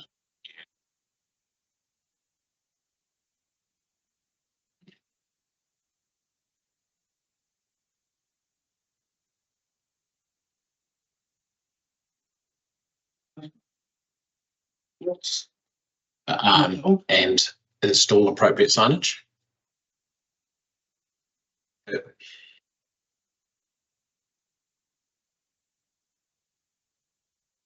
that what the board's sort of feeling? Sorry to speak from the cheap seats. Martin raised a point around the request versus directs. And our drop down it usually is the direct staff, because the request is kind of saying, can you please?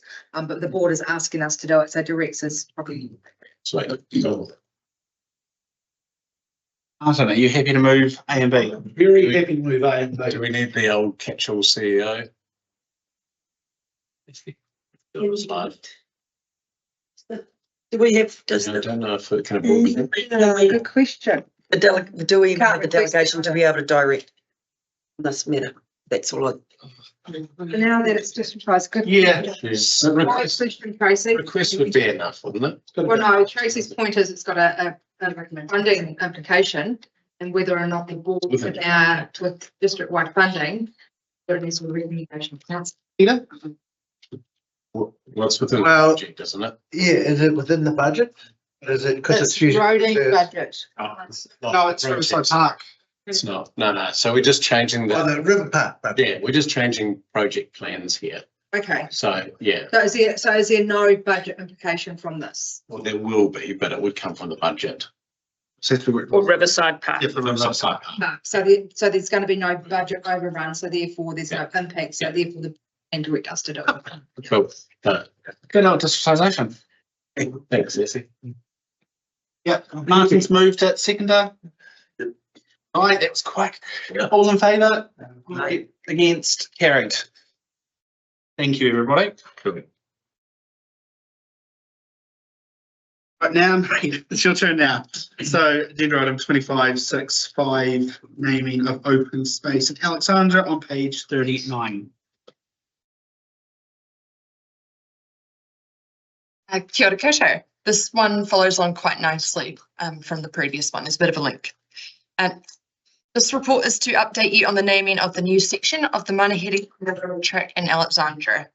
The extension is now under construction and it will provide an off-road link between Kamawan High Riverside Park and Lingarandy Reserve. So it's going to create a continuous track along the river. And you can see on page 41 of the agenda, figure 4, you can see the linkage and the route there.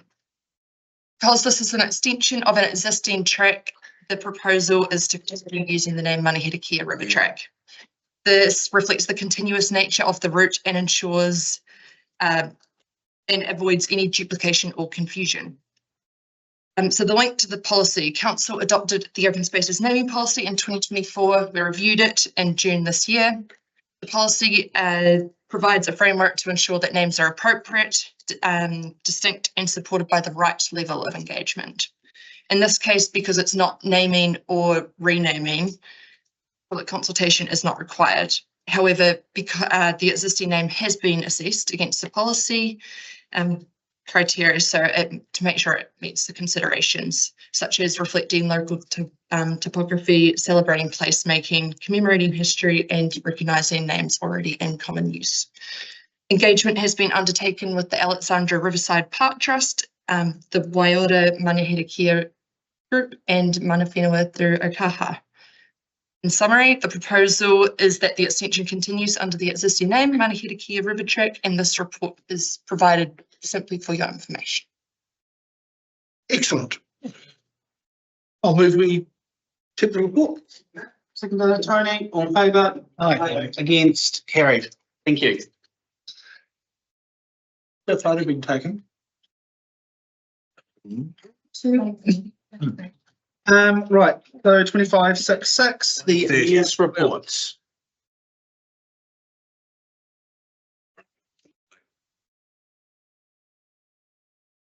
Just Martin's just thinking about his time commitments. Yeah, it's all right. You right? Yep. His report. As we come to the end of this triennium, it's timely to reflect on the work of Vincent Community Board and the progress that has been made across the ward. The board has been a consistent advocate for its communities, ensuring the distinct needs and priorities of Omako, Ophir, Clyde, Alexandra and everywhere in between have been at the forefront of council's decisions. I want to sincerely acknowledge the commitment, energy and passion the board has brought to the role, and it is through this partnership that so much has been achieved.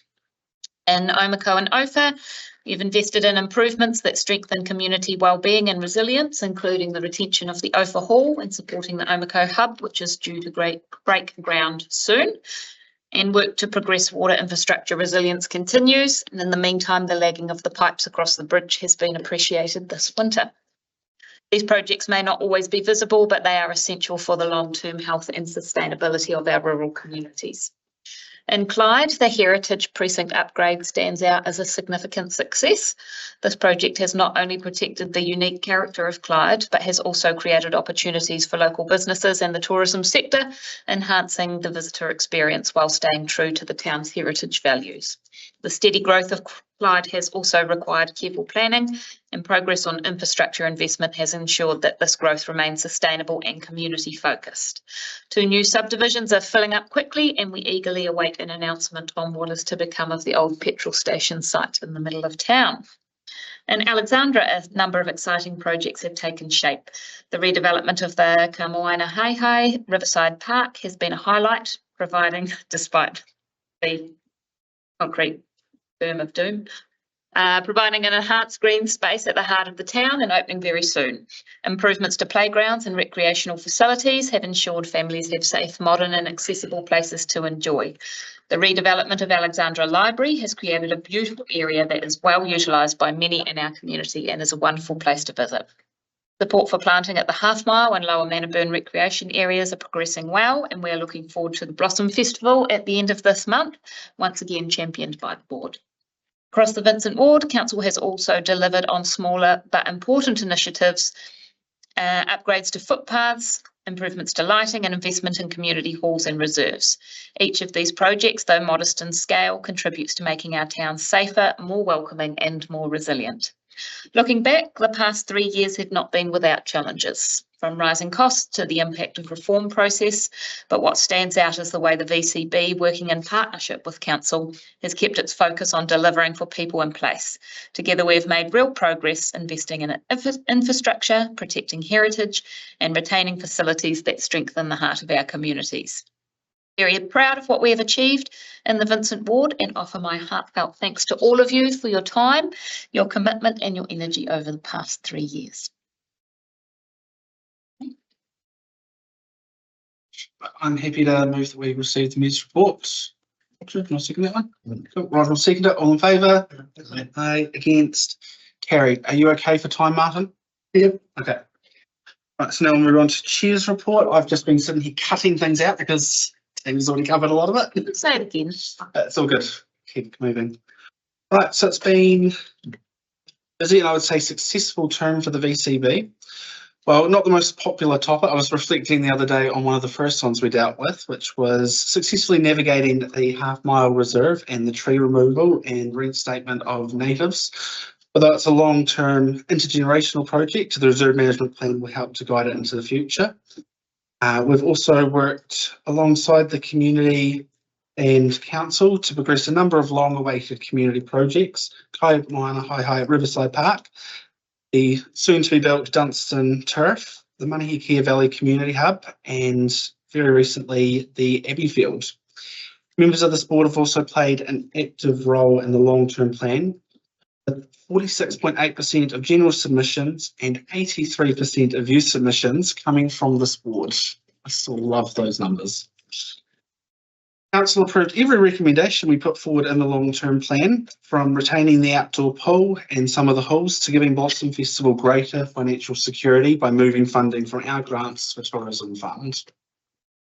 We spoke up for our museums, supported community groups through funding and by showing up to all sorts of different community events and meetings over the last 3 years.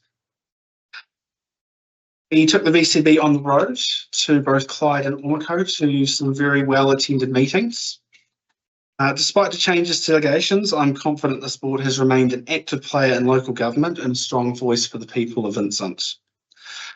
I want to go through and just thank everybody. So Roger, our Deputy Chair, your knowledge of engineering, infrastructure and advocacy for the environment and history has been vital this term. And also just note that as of today, you and I have actually attended 100% of the VCB meetings for this term. So thank you. Di, your connections for sporting world has brought really well needed perspective, especially when we were looking at Molineux Stadium. Martin, kind of like part of the furniture at this point for VCB, which is great. And it actually shows that your experience in but it shows that your experience and guidance it's been invaluable to us, and it shows that, well, fresh ideas are important. Having people with that knowledge is just as important. Lindley, thanks for returning for the last part of the term and for bringing your years of experience of the VCB and Council with you.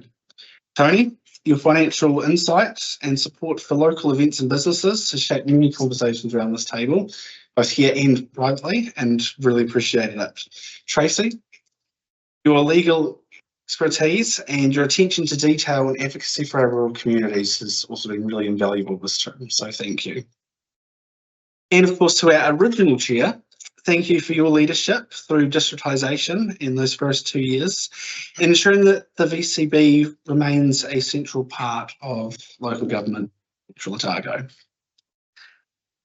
It's been my privilege to serve as chair since November, and I want to personally thank you for your support, advice and guidance over the last 10 months. And I think patience at times has been important as well. It's been a role that I didn't think I was ever going to have, and I've just really enjoyed it. It's going to be one that I'm going to miss a bit. An incredible team at CODC. Your experience, patience and hard work have made our roles as board members much more effective and easy. From helping us prepare for meetings to guiding us through complex issues to supporting the community directly, and a lot of phone calls. I had actually noticed that on my phone, of the 5 people that automatically come up that I contact the most in the favourites, my wife does not make the list, but 4 council staff members do. Must be going very well at home then. Yes.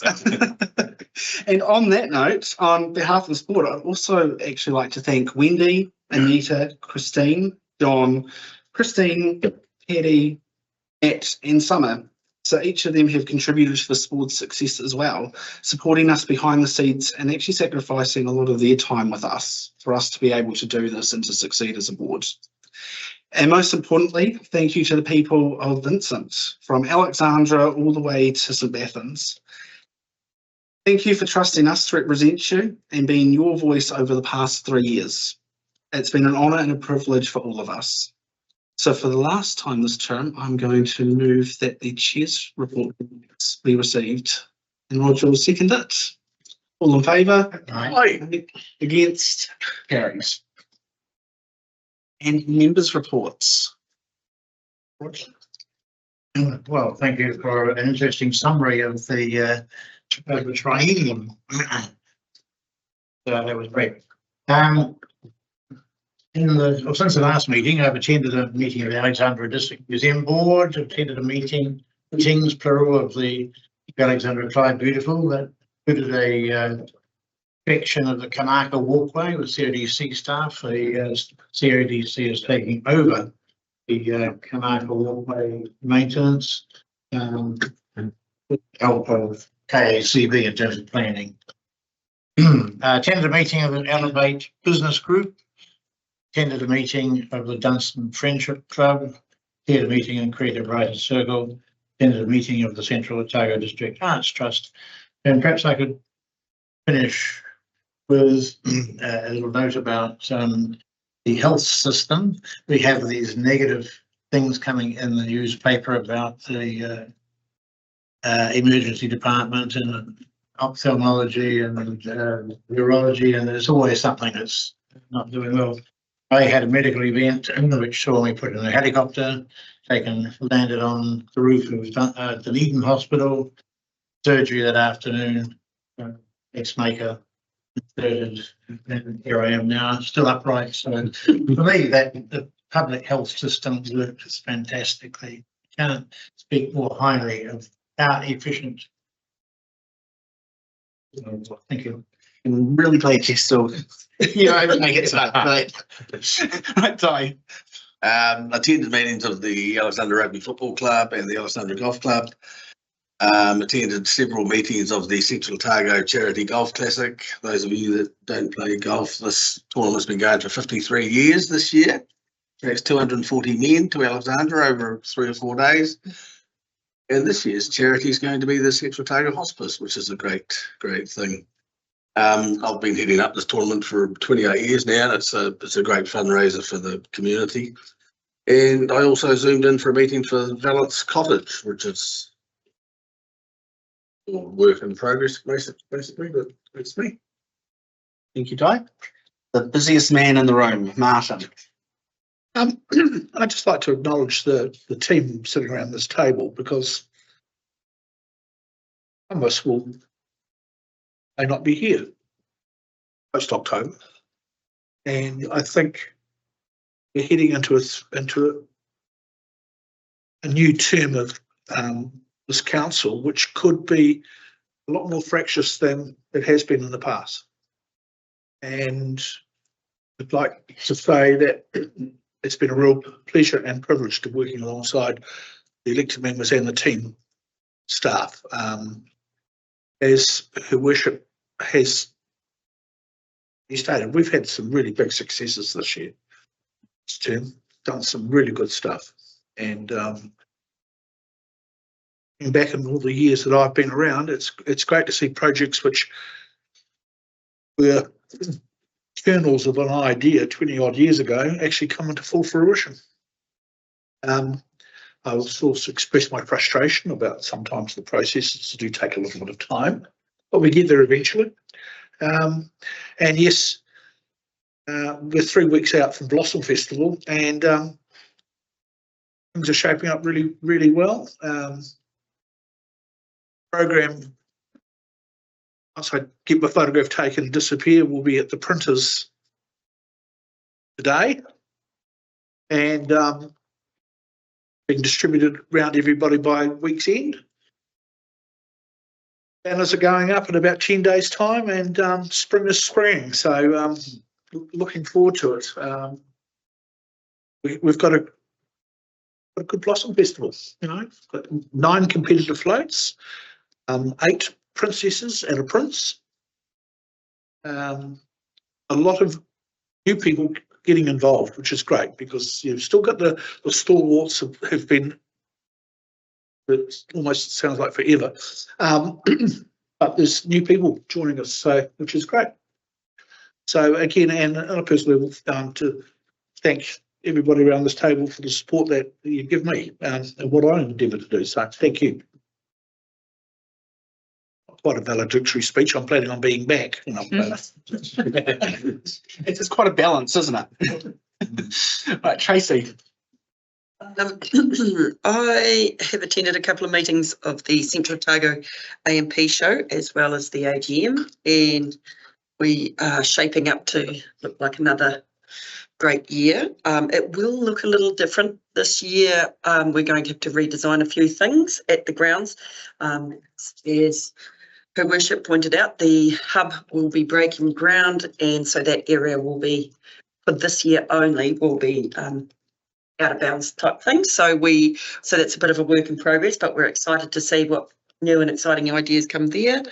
I've attended a COINC meeting.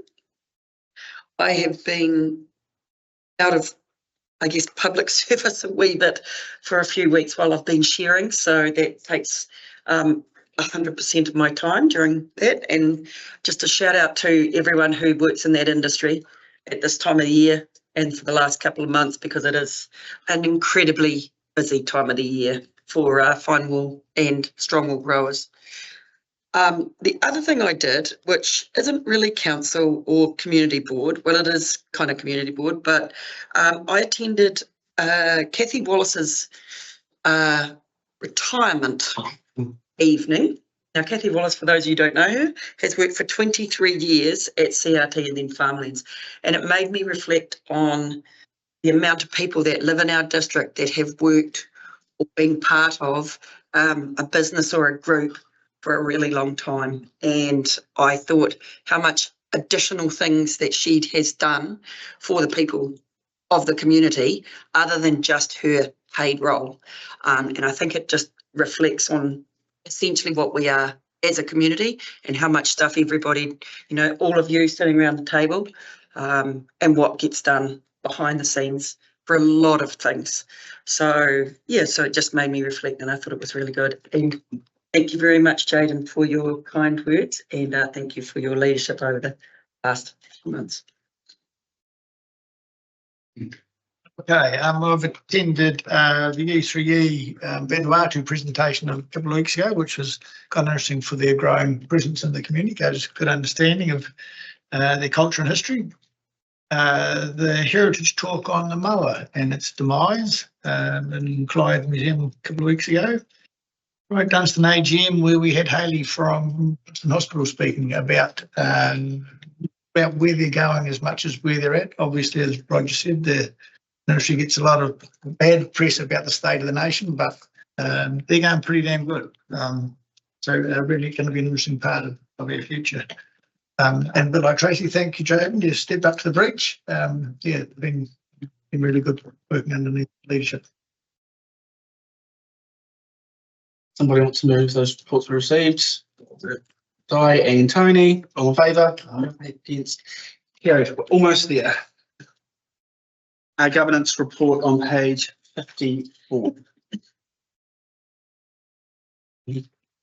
Questions or comments on that?